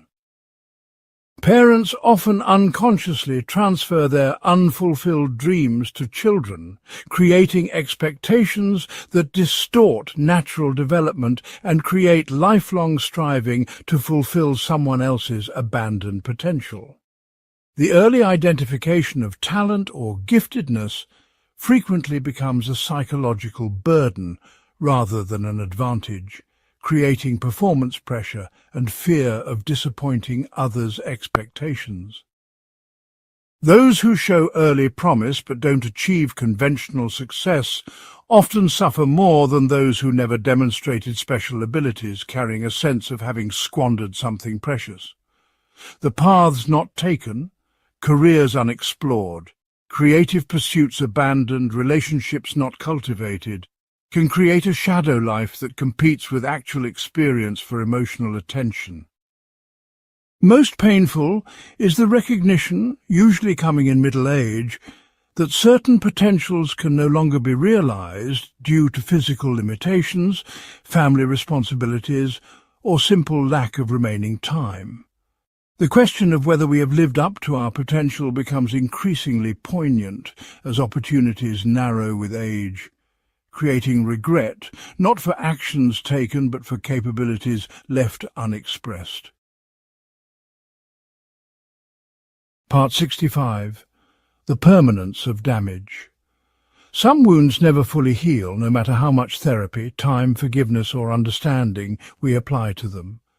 Childhood trauma literally reshapes developing brains, creating neural pathways and stress responses that persist throughout life despite conscious awareness and effort. Certain betrayals permanently alter our capacity for trust, not because we haven't processed or forgiven, but because the learning has been physiologically encoded as protective adaptation. The recognition that some damage is permanent contradicts cultural narratives about complete healing and transformation, creating another layer of isolation for those carrying lasting injuries. Physical trauma, like brain injuries, chronic illness, or sexual violence, can create permanent changes to the body that psychological healing cannot fully address or reverse. Communities and cultures also carry multi-generational trauma that persists long after original events, shaping identities and relationships in ways that defy individual healing efforts. The expectation of complete recovery often becomes another burden for survivors, who must pretend wholeness or be judged as stuck or unwilling to heal. Perhaps true wisdom includes accepting that some experiences permanently change us, and that integration and meaning-making may be more realistic goals than returning to an unblemished state that can never be recovered. Part 66. The Theatre of Authenticity. The modern obsession with authenticity has paradoxically created new forms of performance as people carefully curate their appearance of spontaneity and genuineness. Social media profiles emphasizing living my truth often represent the most calculated and edited versions of self, designed specifically for public consumption and approval. Communities that most vocally prize authenticity frequently enforce rigid, though unacknowledged codes about what authentic expression should look like, punishing genuine difference. The commodification of authenticity turns even sincere self-expression into marketing strategy, with brands and influencers performing carefully constructed vulnerability to appear relatable. The pressure to appear authentic creates new anxieties as people constantly monitor their self-presentation for signs of perceived fakeness or conformity. Therapeutic culture's emphasis on finding and expressing one's true self assumes a stable, essential identity that contradicts psychological research on the contextual, fluid nature of personality. The quest for perfect authenticity often becomes another impossible standard that creates feelings of inadequacy, as people inevitably shift personas between different relationships and contexts. Perhaps true authenticity lies not in consistent self-expression, but in acknowledging the multiplicity of selves we all contain and the performative aspects inherent in all social interaction. Part 67. The Persistence of Evolution. Our brains and bodies evolved for survival in environments radically different from modern society, creating fundamental mismatches between our design and our current reality. Anxiety disorders largely represent appropriate responses from threat detection systems designed for predator-filled environments, not for navigating performance reviews or social media. Our powerful cravings for sugar, fat, salt and calories, now destroying our health through abundance, evolved as essential survival mechanisms during frequent periods of scarcity. Status anxiety, jealousy, and social comparison that create modern unhappiness originated as adaptive concerns about resources and reproductive access in small tribal groups. Cognitive biases that frustrate rational decision-making were once helpful heuristics for quick judgments in dangerous environments with limited information. Our attention systems designed to notice movement, novelty, and potential threats are now hijacked by technologies specifically engineered to capture and monetize these automatic responses. The evolutionary lag between our ancient architecture and modern environments creates suffering that individual willpower cannot overcome, as we fight against deep programming with conscious effort. Many modern psychological problems represent normal responses to abnormal conditions rather than individual pathologies. raising questions about adapting environments to humans rather than expecting humans to overcome their evolutionary design. Part 68. The loneliness of growth. Personal growth often separates us from loved ones as we evolve beyond shared beliefs, values and patterns that previously connected us. Therapy, education, travel or spiritual practice can create profound shifts in perspective that make previous relationships feel increasingly shallow or constrained. Family members who remain in trauma patterns or limiting belief systems may resist or resent changes that implicitly challenge the worldviews or behaviors they still maintain. The recovery from addiction, codependence, or people-pleasing necessarily involves boundary changes that restructure or end relationships built on previous dynamics. Friends who shared formative experiences may grow uncomfortable when one evolves beyond shared coping mechanisms, inside jokes, or perspectives that cemented early bonds. Partners may discover they've grown in different directions after years together, creating painful choices between authentic development and maintaining connection. The loneliest phase of growth often comes in the middle, when you've left old patterns behind but haven't yet found your new community of similarly evolved people. This isolation represents a necessary but rarely acknowledged price of personal development, creating a painful paradox where becoming more whole temporarily increases feelings of disconnection. Part 69. The opacity of history.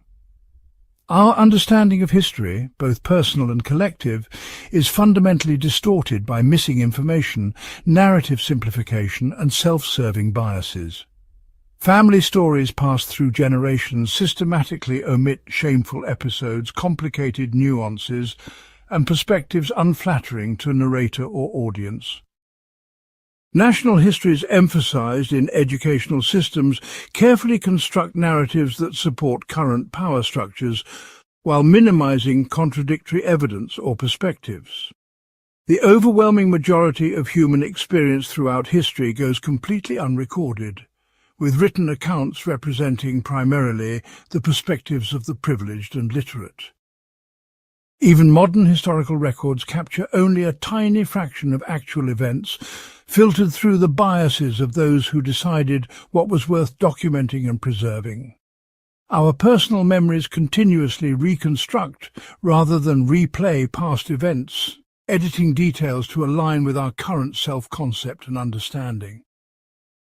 Historical facts we consider established can be radically altered by new information or changing interpretations, suggesting our current certainties may prove equally fluid. This fundamental unreliability of historical knowledge means our understanding of how we arrived at the present, and thus our predictions about the future, rest on foundations far shakier than we typically acknowledge. Part 70. The isolation of intelligence. Exceptional intelligence often creates profound social isolation, as the highly intelligent person finds few who can truly understand their thinking or share their interests. Those with IQs more than 2 standard deviations above average frequently report feeling like aliens observing human behavior without being able to fully participate in normal social connection. Gifted children learn early to hide their abilities and dumb down their vocabulary to avoid rejection, creating lifelong habits of concealment and performance of normalcy. Complex, nuanced thinking gets misinterpreted as overthinking, contrarianism, or unnecessary complexity by those who genuinely cannot perceive the additional layers visible to more intelligent minds. The highly intelligent person's attempt to explain their perspective often meets with blank incomprehension or dismissal, creating recurring experiences of fundamental disconnection. patterns, connections, implications and possibilities obvious to the highly intelligent person remain invisible to others, creating frustration on both sides of the comprehension gap. This isolation often leads to depression. As evolutionary psychology suggests, intelligence evolved primarily for social problem-solving, but now often impedes the very connection it was meant to facilitate. Perhaps the most painful aspect is being told repeatedly that one is making things too complicated, when in fact one is seeing complexity that actually exists, but remains imperceptible to others. Part 71. The acceleration of time. The subjective experience of time passing speeds up dramatically as we age, with decades seeming to pass as quickly as years once did in youth. This acceleration is not merely perception, but relates to neurological changes and the decreasing percentage each time unit represents of our total lived experience. Children's summers feel endless, while retirees find years blurring together, creating a cruel irony where time moves fastest precisely when we become most aware of its finite nature. The novelty that expands subjective time diminishes with age as experience is increasingly pattern-matched to established neural pathways rather than creating new ones. This acceleration creates a mathematical tragedy. The second half of life subjectively passes more than twice as quickly as the first half, even before considering diminished energy and health.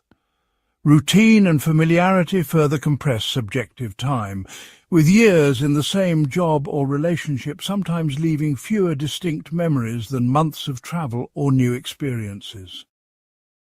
By middle age, many people experience a distressing sense that life is suddenly racing toward its conclusion after seeming nearly unlimited in youth. This acceleration means the subjective experience of aging is not linear but exponential. Each passing year feels shorter than the one before it, creating increasing urgency as the end approaches. Part 72. The unequal distribution of suffering. Suffering is distributed as unequally as wealth, with some individuals and groups bearing burdens that would crush others who never experience similar pain. Some children endure more trauma before age 10 than others will face in an entire lifetime, creating fundamentally different developmental trajectories and adult capacities. The lottery of birth determines vulnerability to war, famine, violence, discrimination and preventable disease, with no cosmic justice system ensuring equal distribution of hardship. Even within families, some members endure targeted abuse while siblings in the same household remain relatively unscathed, creating widely divergent life outcomes. Those already suffering often experience pile-on effects as initial disadvantages create cascading consequences. Poverty leads to poor nutrition, leads to health problems, leads to educational struggles, leads to limited employment. The common platitude that we all have our struggles falsely equates fundamentally different magnitudes of suffering, minimizing catastrophic burdens while elevating minor inconveniences. The capacity to bear suffering itself varies tremendously between individuals based on genetics, early attachment and developmental support, meaning identical circumstances impact people with drastically different severity. Perhaps most disturbing is how this unequal distribution trains some to expect and tolerate suffering, while others develop the expectation that pain is abnormal and should be immediately alleviated, creating different relationships to the inevitable difficulties of existence. Part 73. The cruelty of hope. Hope can become a form of cruelty when it prevents acceptance of unchangeable realities, keeping people locked in suffering as they wait for impossible resolutions. Terminal patients and their families often endure additional suffering through false hope rather than using limited remaining time for meaningful closure and presence. Relationships drag on for years or decades past viability because one or both parties maintain hope for change that all evidence suggests will never occur. Political and social movements sometimes sustain hope through denial of overwhelming contrary evidence, preventing adaptation to actual conditions while pursuing impossible outcomes. Parents of severely disabled children may sacrifice their entire lives waiting for improvements medical science clearly indicates will not happen, preventing adaptation that could create better quality of life for all involved. The cultural imperative to never give up hope can prevent necessary grieving, adaptation and acceptance that would allow new meaning to emerge from permanent losses. While temporary hope serves important psychological functions during surmountable challenges, persistent hope in the face of immutable realities often prevents the very acceptance needed for peace. Sometimes the most compassionate act is helping someone relinquish hope for what cannot be, allowing them to direct precious life energy toward what remains possible rather than what is forever lost. Part 74. The Double-Edged Sword of Memory. Our ability to remember creates both our greatest joys and most persistent suffering, with no way to preserve one without enabling the other. The same systems that store cherished memories of loved ones also preserve traumatic experiences, hurtful words and humiliating failures long after they've occurred. Memory allows us to learn from experience and maintain identity across time, yet also traps us in repetitive patterns and prevents full presence in the current moment. The most painful memories often remain the most vivid, with traumatic experiences receiving preferential encoding and retrieval compared to neutral or positive events. Attempts to suppress unwanted memories paradoxically strengthen their neural pathways, making intrusive recollections more likely rather than less. Even happy memories can become sources of pain when they highlight the contrast between past joy and present loss or limitation. The fading of memories feels like another kind of loss, as experiences and people important to us gradually become less vivid and detailed, despite our desire to preserve them perfectly. Perhaps the greatest irony is that those with exceptional autobiographical memory report no greater happiness and often more distress than those with average recall, suggesting that perfect remembering would increase suffering rather than satisfaction. Part 75. The Cruelty of Comparison. The human tendency to compare ourselves to others creates suffering that would not otherwise exist, transforming sufficient resources into perceived scarcity. People with comfortable lives, good health and loving relationships feel like failures when they compare themselves to those with more wealth, recognition or achievement. Social media has amplified this natural tendency by creating constant exposure to highly curated images of others' achievements, possessions, appearance and relationships.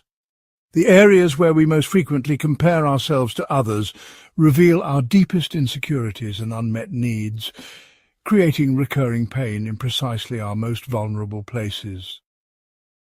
Upward social comparison has been consistently shown to reduce subjective well-being and increase depression, yet knowledge of these effects rarely diminishes the behavior. Parents unknowingly transmit this source of suffering by comparing siblings or measuring children against peers, teaching them that inherent worth depends on relative position. Even when we surpass our comparison targets, the satisfaction proves temporary as we quickly identify new standards against which we again fall short. Perhaps most tragically, the habit of comparison often prevents us from recognizing and appreciating the genuine value and beauty of our actual lives, sacrificing present contentment for an impossible ideal. Part 76. The Narrowing of Possibility. With each passing year, the field of possibilities for our lives narrows, with doors closing permanently as biology, circumstances and prior choices limit future options. Certain careers, physical achievements and life paths become biologically impossible after specific ages, regardless of desire, effort or technological intervention. The accumulation of responsibilities, mortgage, children, aging parents, established career, gradually reduces freedom to make radical changes without harming dependence or abandoning commitments. Each major life decision eliminates countless alternative trajectories, with marriage, career choice and geographic location eliminating entire possible lives.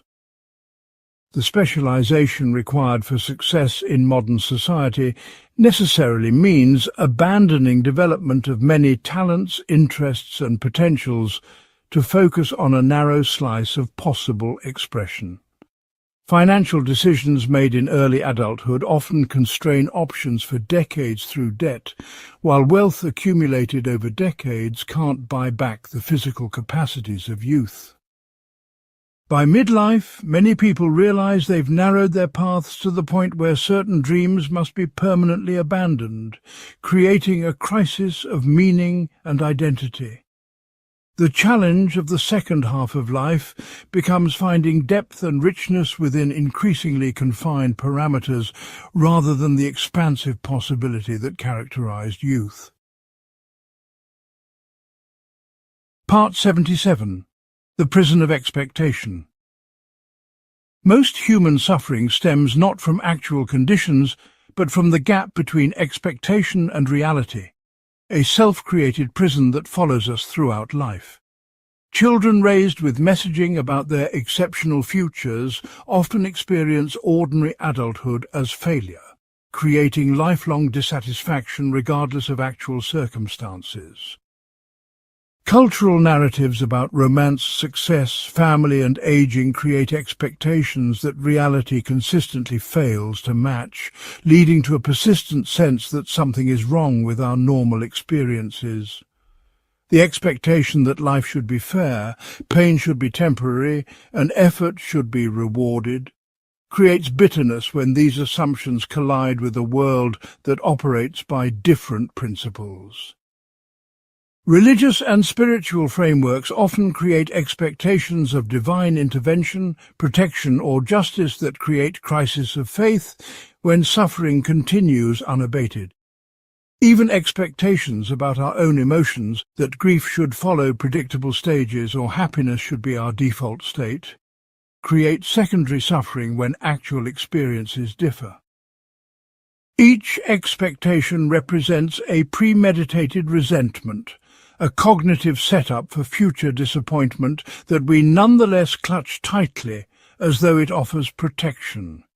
Perhaps true freedom begins with recognizing that expectations are provisional maps rather than requirements, and that peace comes from adjusting the map to match the territory rather than demanding the territory conform to our preferred map. Part 78. The Futility of Preparation. Our most careful preparations often prove useless when actual challenges arise, while the difficulties that devastate us frequently come from directions we never thought to protect. Parents meticulously child-proof houses against common dangers only to have children develop rare conditions no prevention could have addressed. Financial planning for expected contingencies becomes irrelevant when economic systems collapse in unanticipated ways or health crises drain decades of careful saving. Educational preparation for specific career paths becomes obsolete when technologies or economic shifts eliminate entire industries between graduation and retirement.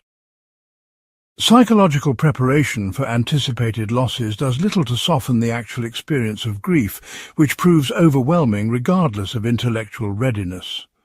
The disasters we most fear and prepare for rarely materialize, while unimagined difficulties blindside us despite vigilance and planning.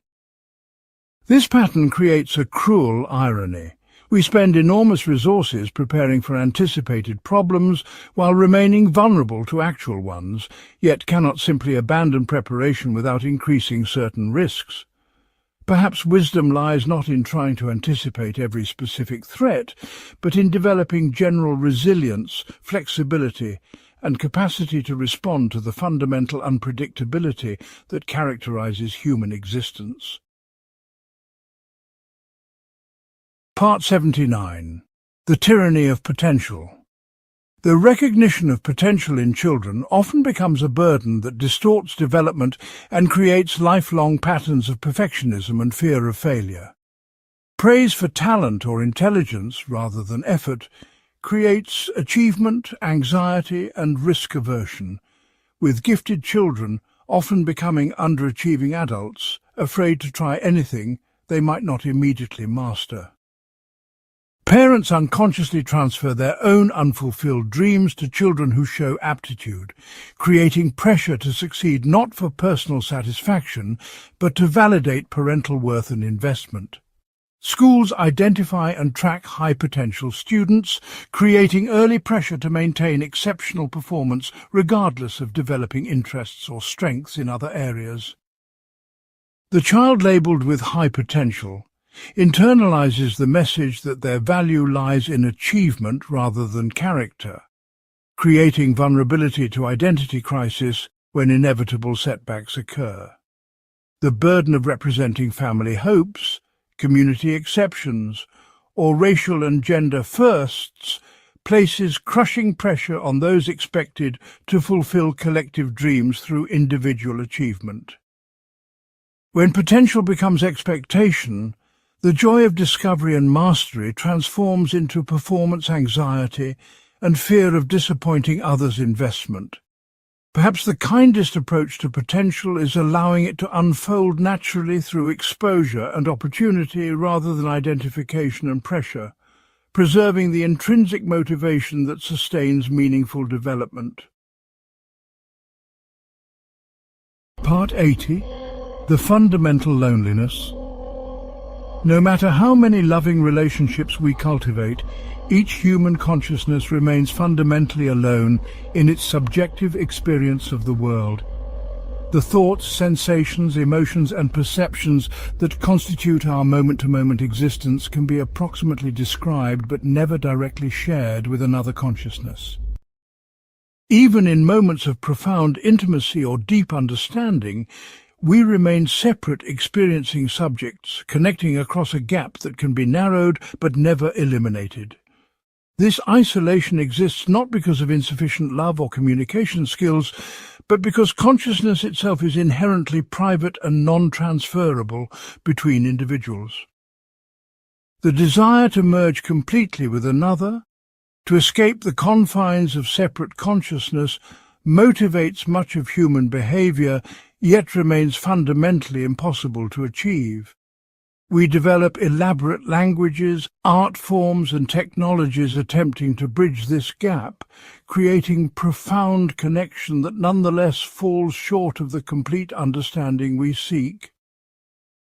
This existential solitude becomes most apparent in moments of exceptional experience, profound grief, spiritual awakening, serious illness, when the limits of shared understanding become undeniable. Perhaps the most profound human connections come not from denying this fundamental aloneness, but from recognizing it as a universal condition we all share, creating compassion for the separate journey each consciousness must undertake. Part 81. The Price of Presence. True presence requires facing reality exactly as it is, without the comforting distortions and distractions that usually buffer us from full awareness. Becoming fully present to our lives means acknowledging limitations, mortality, loss and suffering that routine busyness and digital distraction help us avoid confronting directly. The mindfulness so casually recommended in contemporary wellness culture actually demands a radical courage to experience both physical and emotional discomfort without immediate escape.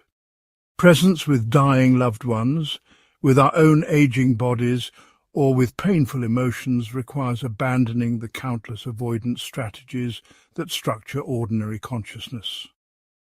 Opening fully to the present moment means encountering not just appreciation for beauty, but also grief for impermanence, not just connection with others, but awareness of fundamental separation.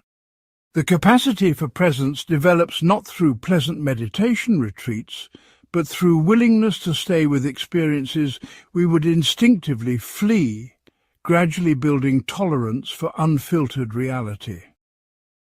This explains why genuine presence remains rare despite widespread interest.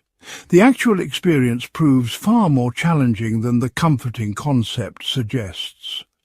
Perhaps presence is not primarily about attending to positive sensations, but about developing the capacity to remain open and responsive to reality in all its aspects, both wonderful and terrible. Part 82. The instability of identity. The stable, continuous self we perceive is largely an illusion created by narrative and memory, concealing the constantly changing nature of consciousness. Brain studies reveal that the neural networks comprising you are in constant flux, with the physical substrate of identity literally rebuilding itself continuously at cellular and molecular levels. Experiences that dramatically alter consciousness, severe illness, trauma, psychedelics, spiritual awakening, often reveal how provisional and constructed our sense of continuous identity actually is. The you of early childhood bears little resemblance to your teenage self, which differs significantly from your current identity. Yet memory creates an illusion of continuous selfhood across these transformations. Different aspects of personality emerge in different relationships and contexts, with no single version representing the real you more authentically than others. The boundaries between self and non-self prove surprisingly fluid upon examination, with bodies constantly exchanging matter with environments and minds shaped by external information and relationship. This fundamental instability of identity creates both freedom and terror. Freedom from rigid self-concept, but terror at the recognition that the self we defend so vigorously lacks solid foundation. Perhaps wisdom involves holding identity lightly as a useful but provisional construct rather than an unchangeable essence, allowing flexibility and growth rather than rigid adherence to a fixed self-concept. Part 83. The blindness of conviction. The stronger our conviction in beliefs, values, or identities, the more effectively we filter out contradictory information, creating self-reinforcing bubbles of perception. The most dangerous certainty is meta-certainty, the conviction that our perspective is objective reality rather than one interpretation among many possible views. Strong beliefs literally change what information we notice, how we interpret ambiguous situations, and which memories we access, creating vastly different experiences of the same events. Political, religious, and ideological certainty correlates with activation of brain regions associated with identity and emotion, rather than with analytical reasoning.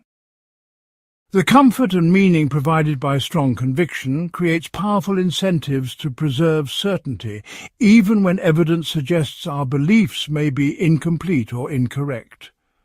The neural reward of having our existing beliefs confirmed often outweighs the value of new information, creating resistance to updating even among those who explicitly value truth-seeking.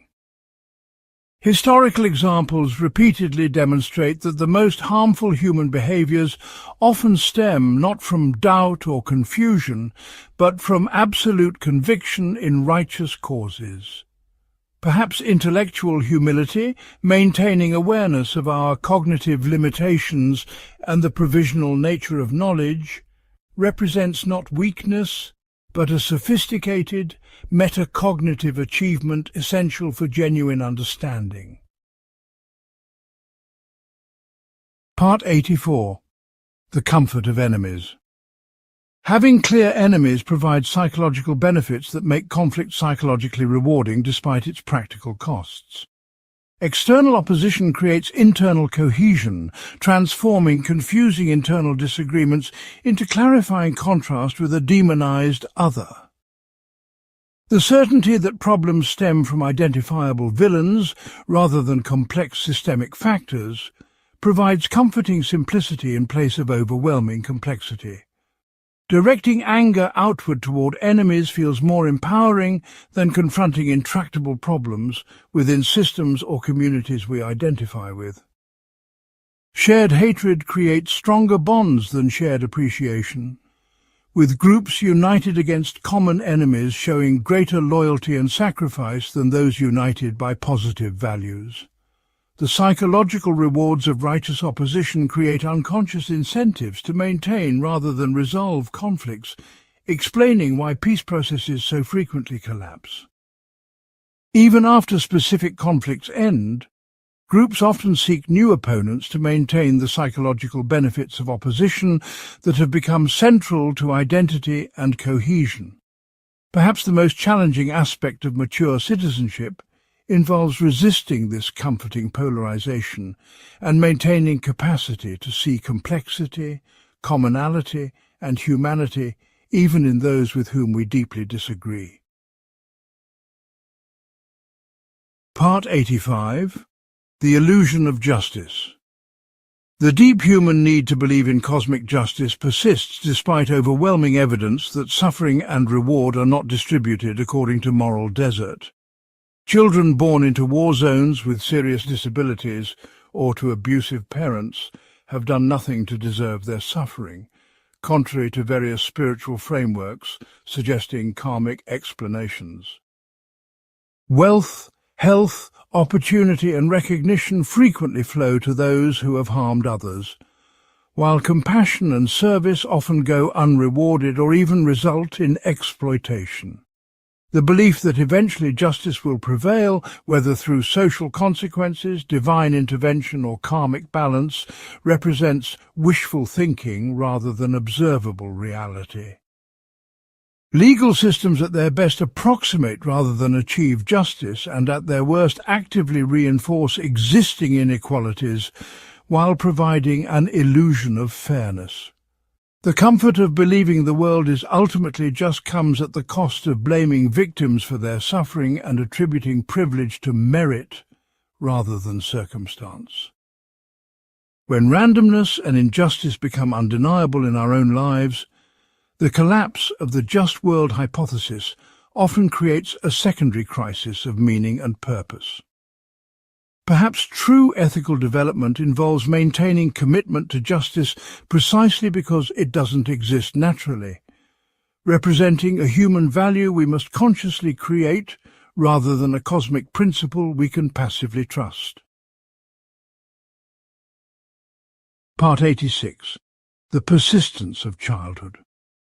The child we once were never truly disappears, but continues to exist within adult consciousness, influencing decisions and reactions in ways we rarely recognize.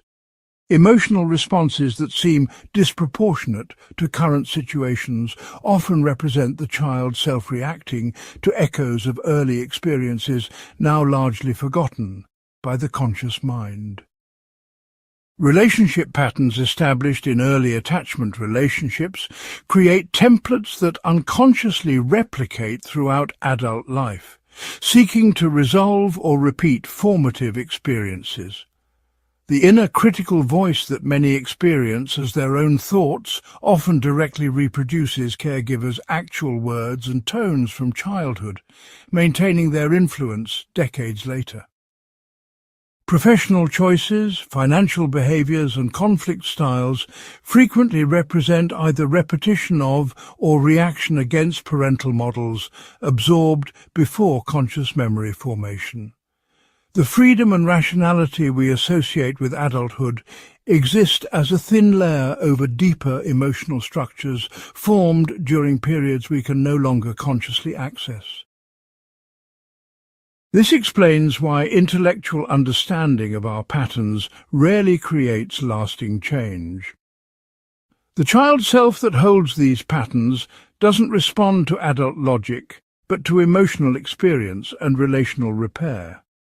Perhaps integration rather than elimination of the child's self represents the most realistic goal of maturation, learning to respond to its needs with adult resources rather than pretending it no longer exists. Part 87. The Cost of Consciousness.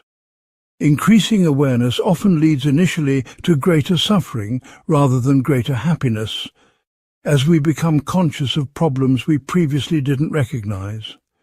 Developing social consciousness about racism, inequality, environmental destruction or exploitation creates moral pain that the unaware person doesn't experience.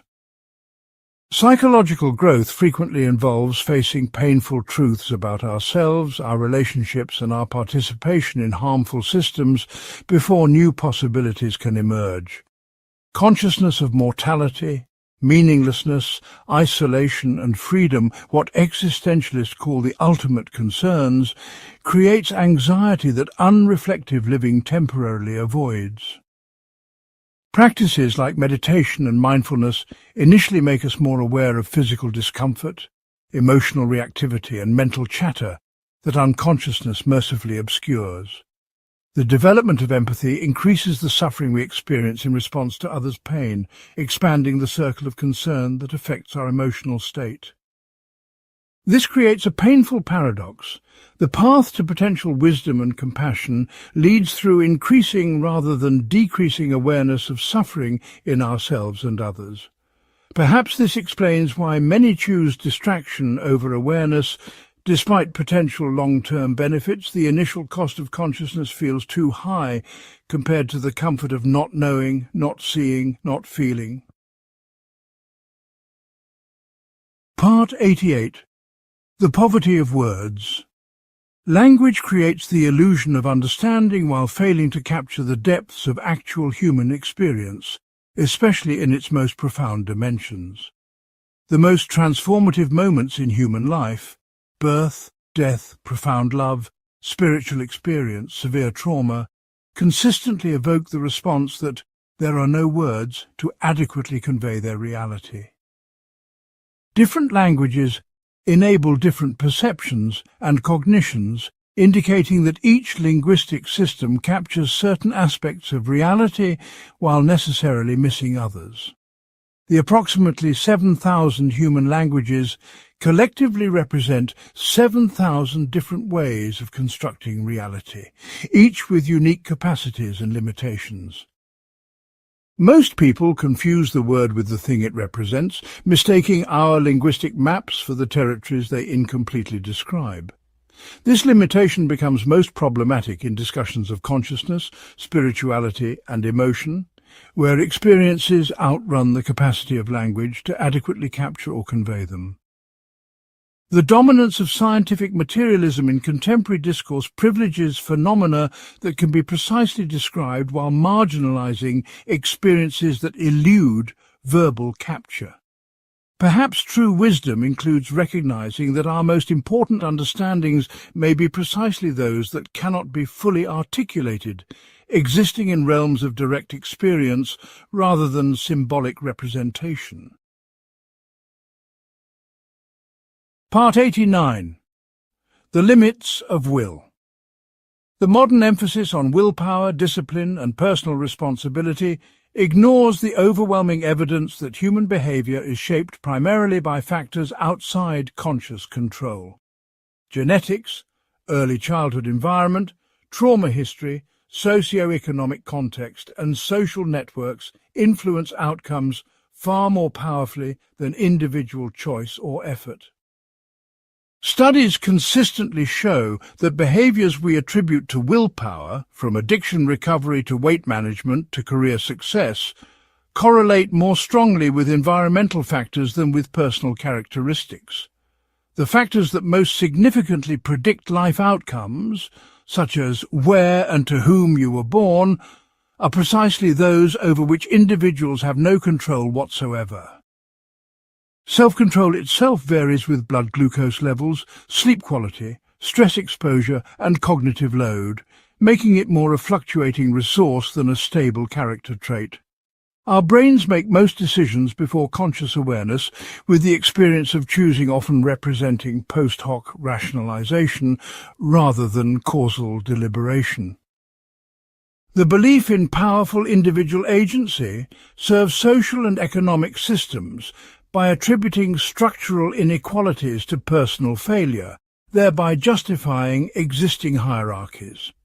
Perhaps true empowerment begins with acknowledging these limitations on individual will, allowing us to design environments that support desired behaviours rather than relying on willpower that inevitably fluctuates and fails. Part 90. The Mirage of Arrival.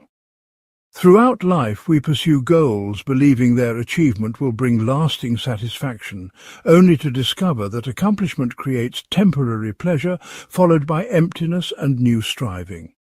The promotion, relationship, recognition or acquisition we believe will finally make us happy provides excitement that quickly fades as hedonic adaptation returns us to baseline satisfaction. This pattern creates the arrival fallacy, the persistent belief that happiness awaits at the next destination despite repeated experiences proving this untrue. External achievements can never satisfy internal needs for meaning, connection and purpose, creating a tragic situation where people sacrifice present well-being for future satisfaction that never materializes. Each milestone reached simply reveals the next horizon of desire, creating an endless cycle of striving without arrival at any final state of contentment. This psychological treadmill accelerates in consumer societies where marketing deliberately creates new desires and dissatisfactions to maintain economic growth. By the time many people recognize this pattern, they've spent decades pursuing destinations without cultivating the capacity to enjoy the journey, creating regret for time lost to future-focused striving. Perhaps wisdom involves recognizing that life consists entirely of journey without arrival, and that genuine satisfaction comes not from achieving endpoints, but from finding meaning in the ongoing process of becoming. Part 91. The Empty Victory.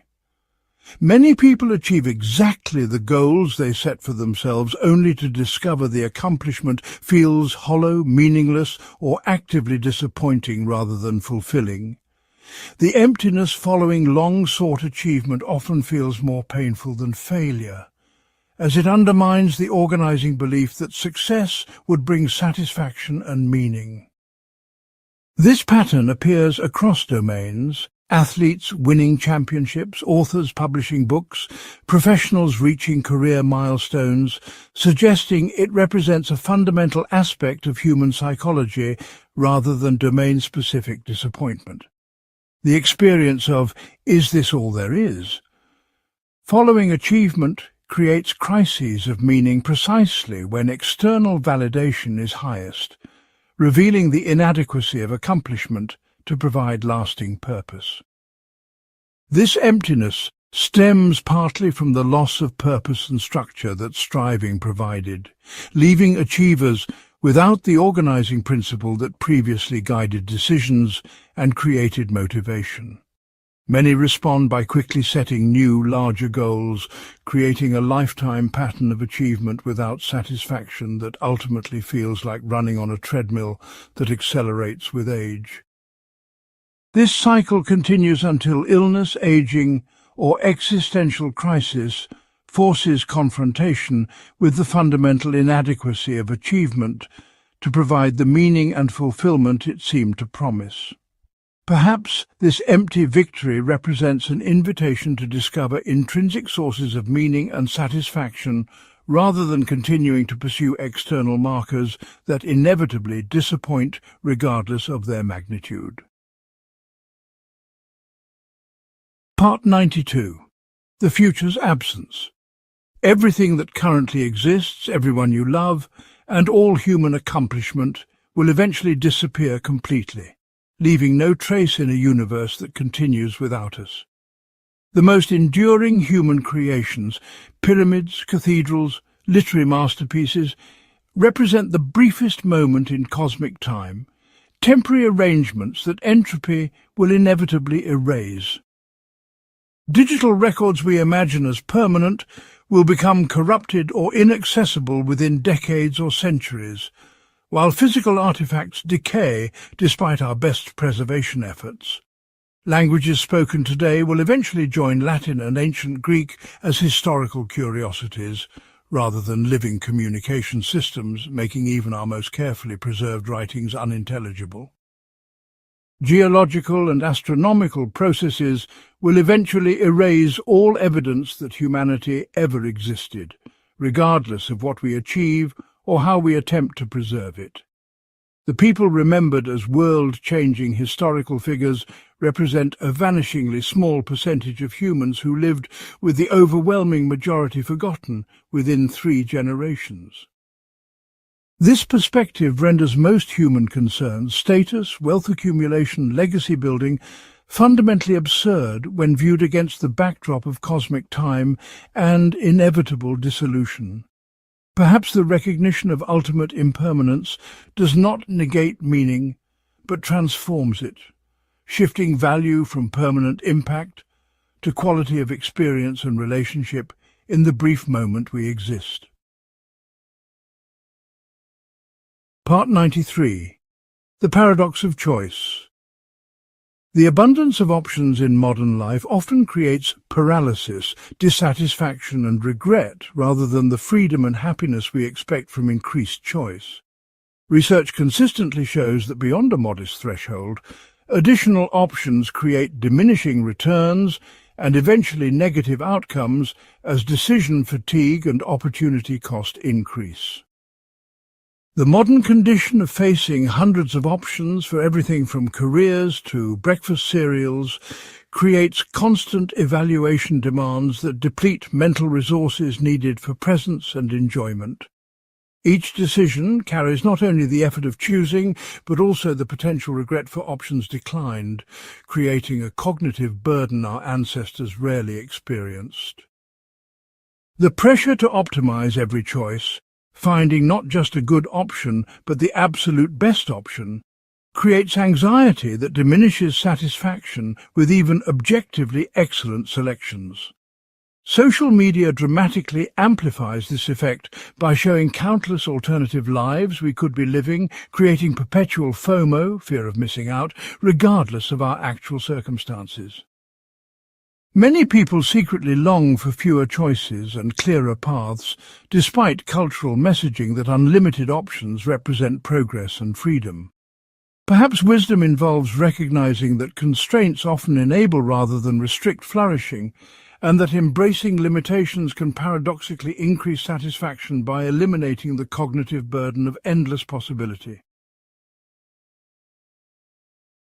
Part 94. The Mythology of Closure.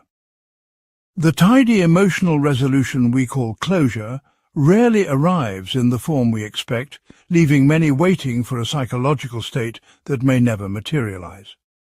Traumatic experiences, significant losses and profound betrayals become integrated into our ongoing narrative rather than neatly concluded, changing form rather than disappearing completely.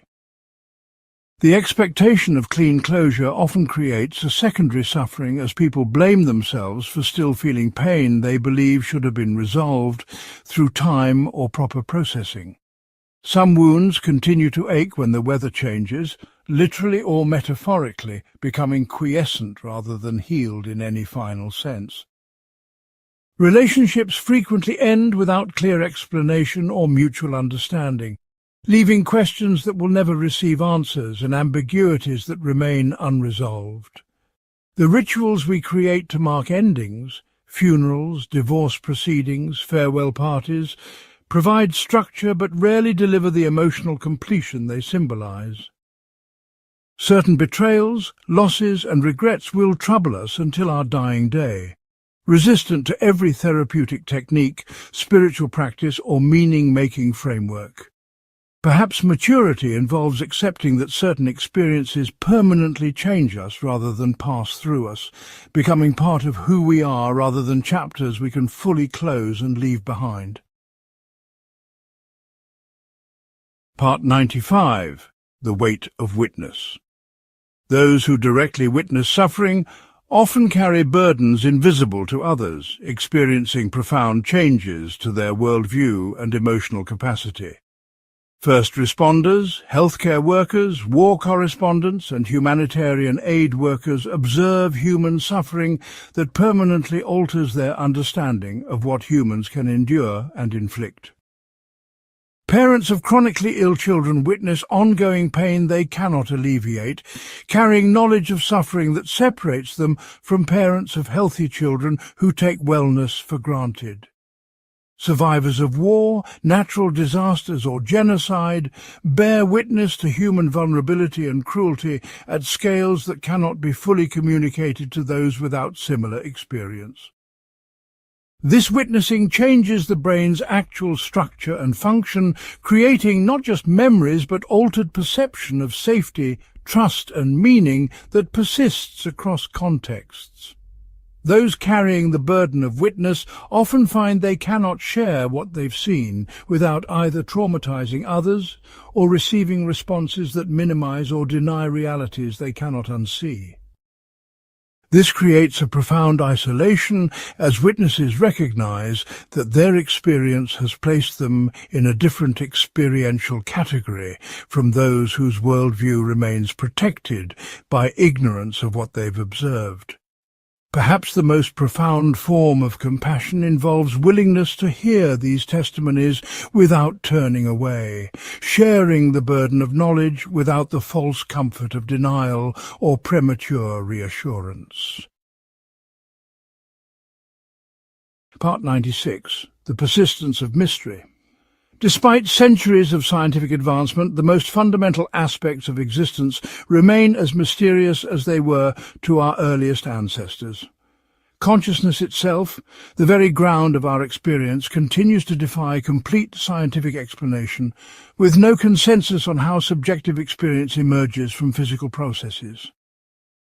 The apparent existence of something rather than nothing represents a philosophical question that neither science nor religion has satisfactorily resolved, despite its fundamental nature.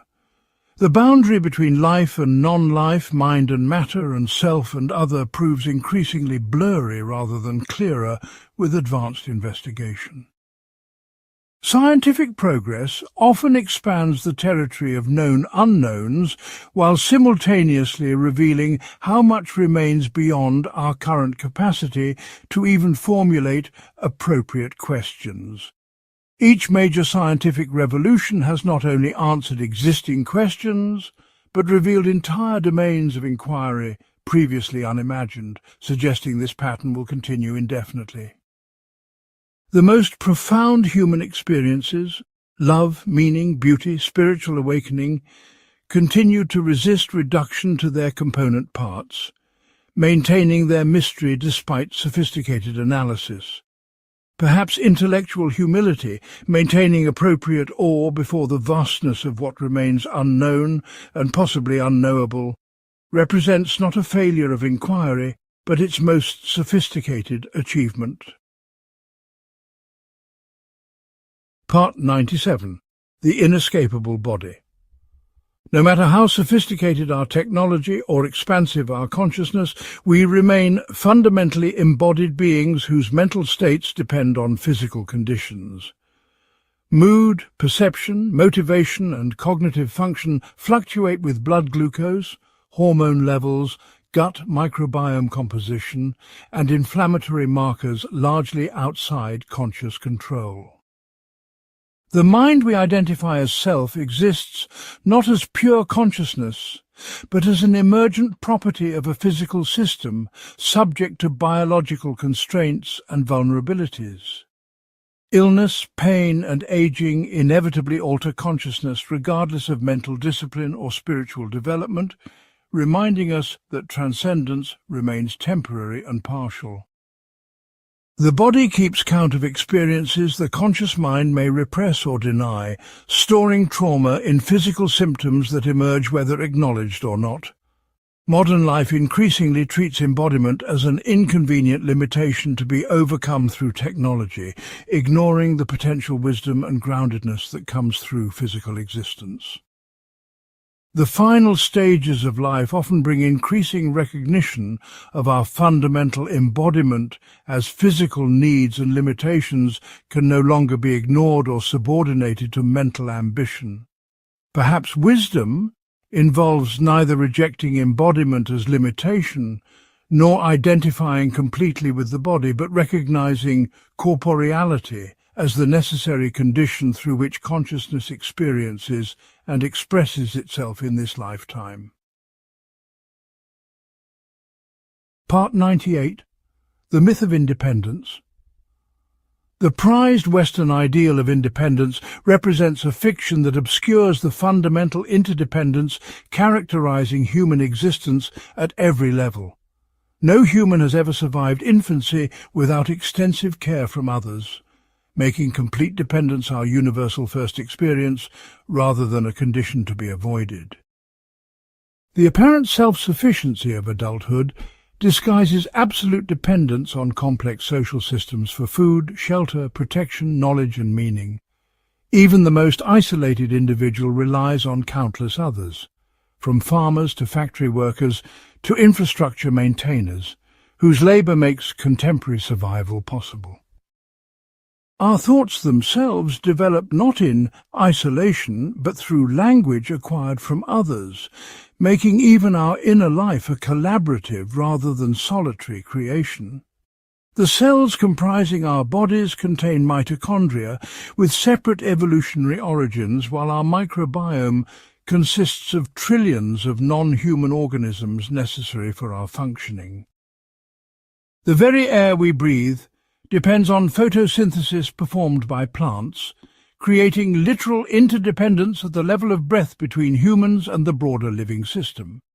Perhaps true maturity involves not achieving mythical independence but becoming conscious of our interdependence, assuming appropriate responsibility within the systems that sustain us rather than pretending we stand apart from them. Part 99. The Final Solitude.